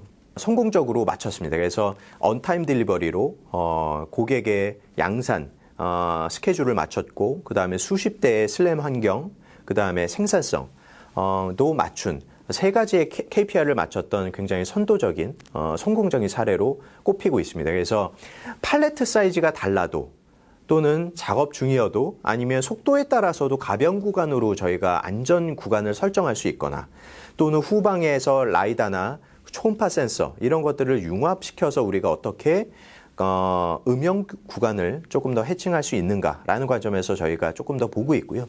이런 선도 요구사항을 저희가 한 160개 이상의 기술 검증 요건을 저희가 받아들였고요. 그래서 이것들을 모두 다 기술 요구사항, 인식 제어, 이런 소프트웨어에다가 저거 담아냈습니다. 그 다음에 관절 소프트웨어에서도 이것들을 충족할 수 있게 저희가 기술 개발을 완료했고요.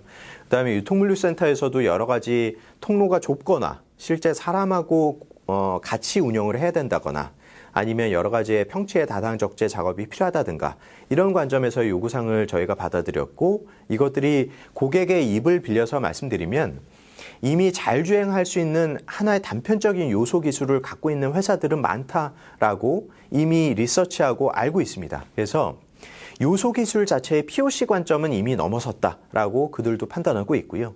실질적으로 도입을 하려면 높은 수준의 복잡한 수준의 양산 환경에서 이게 적용 가능할 수 있는가 이 정도 수준까지도 수준을 높여야지만 이것들이 시장에 개화되고 내가 도입을 해서도 실체적으로 효과를 발휘할 수 있다라고 그들이 말씀을 하고 계세요. 그래서 저희는 부단히 노력을 했고 굉장히 많은 유즈 케이스를 실질적으로 양산 환경에서 도입했던 사례를 갖고 있습니다. 그래서 저희가 3월 달에 또 그 AW2023의 그 전시회를 갖고 있습니다. 그래서 저희가 부스를 개설할 거고요.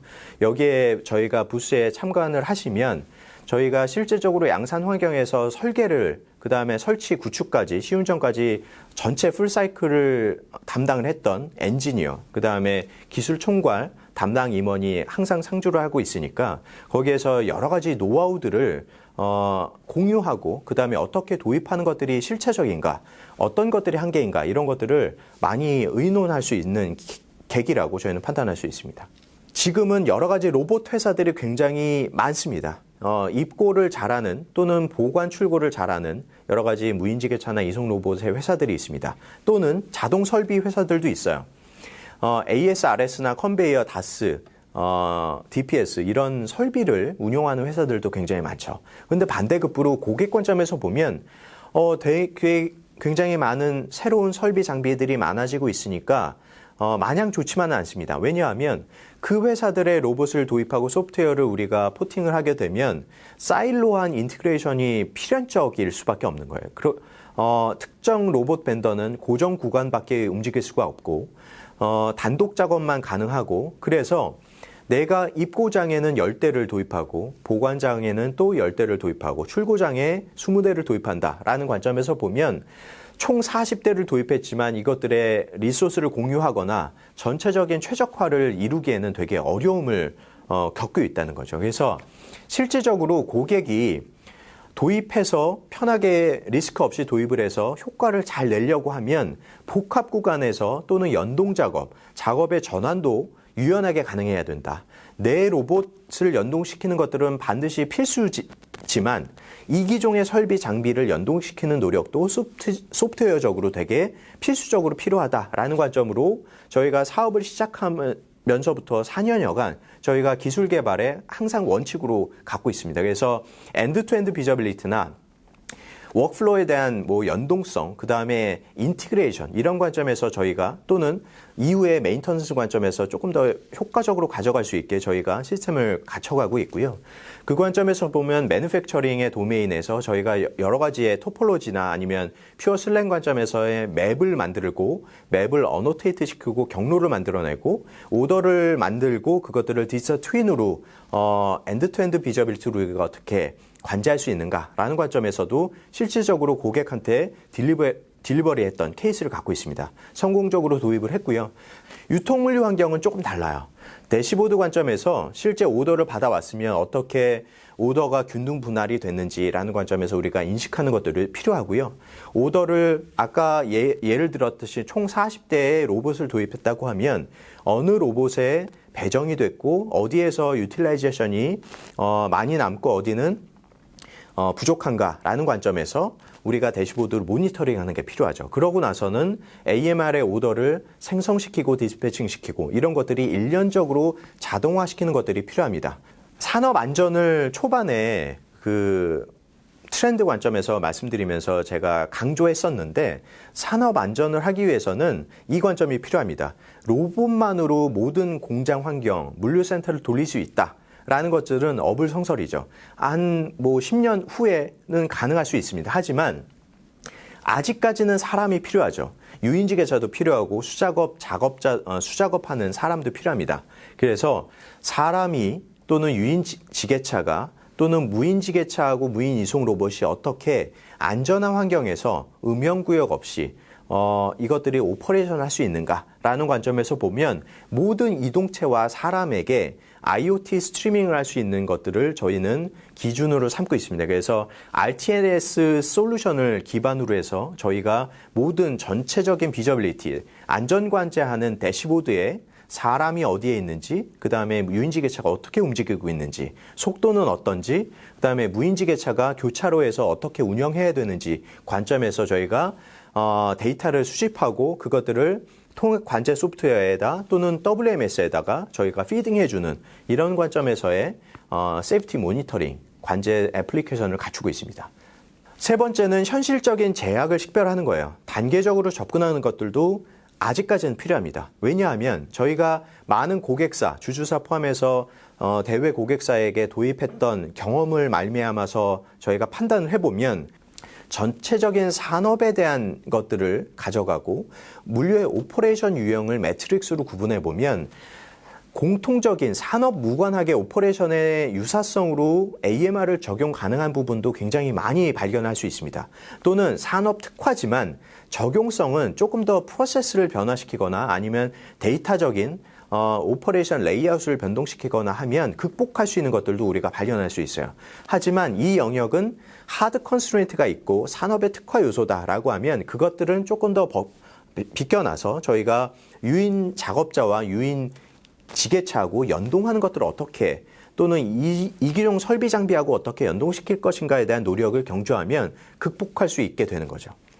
그래서 저희가 여러 가지 환경, 물류센터나 아니면 제조센터 사이트에서 저희가 실제 사이트 비즈니스 해보고 제약 수준, 적용 범위 수준을 저희가 분석을 해보면 물리적인 인프라의 제약도 분명히 있습니다. 또는 취급품, 물동 특성도 있고요. 그다음에 로케이션을 어떻게 데이터로 식별할 수 있는가, 프로세스의 표준이 있는가, 데이터 기반으로 로케이션 관리가 가능한가, 핸들링 유닛을 우리가 데이터적으로 식별할 수 있는가, 이런 것들도 주요 검토 요인으로 저희는 판단하고 있습니다. 그래서 굉장히 많은 노하우를 갖고 있고요. 어떤 부분은 하드 컨스트레인트야, 어떤 부분은 조건부로 우리가 극복할 수 있어, 어떤 것들은 권고 기준으로 우리가 변화시켜야 돼. 이런 식으로 운영하면 과거의 환경에서 우리가 로봇을 잘 도입할 수 있어요.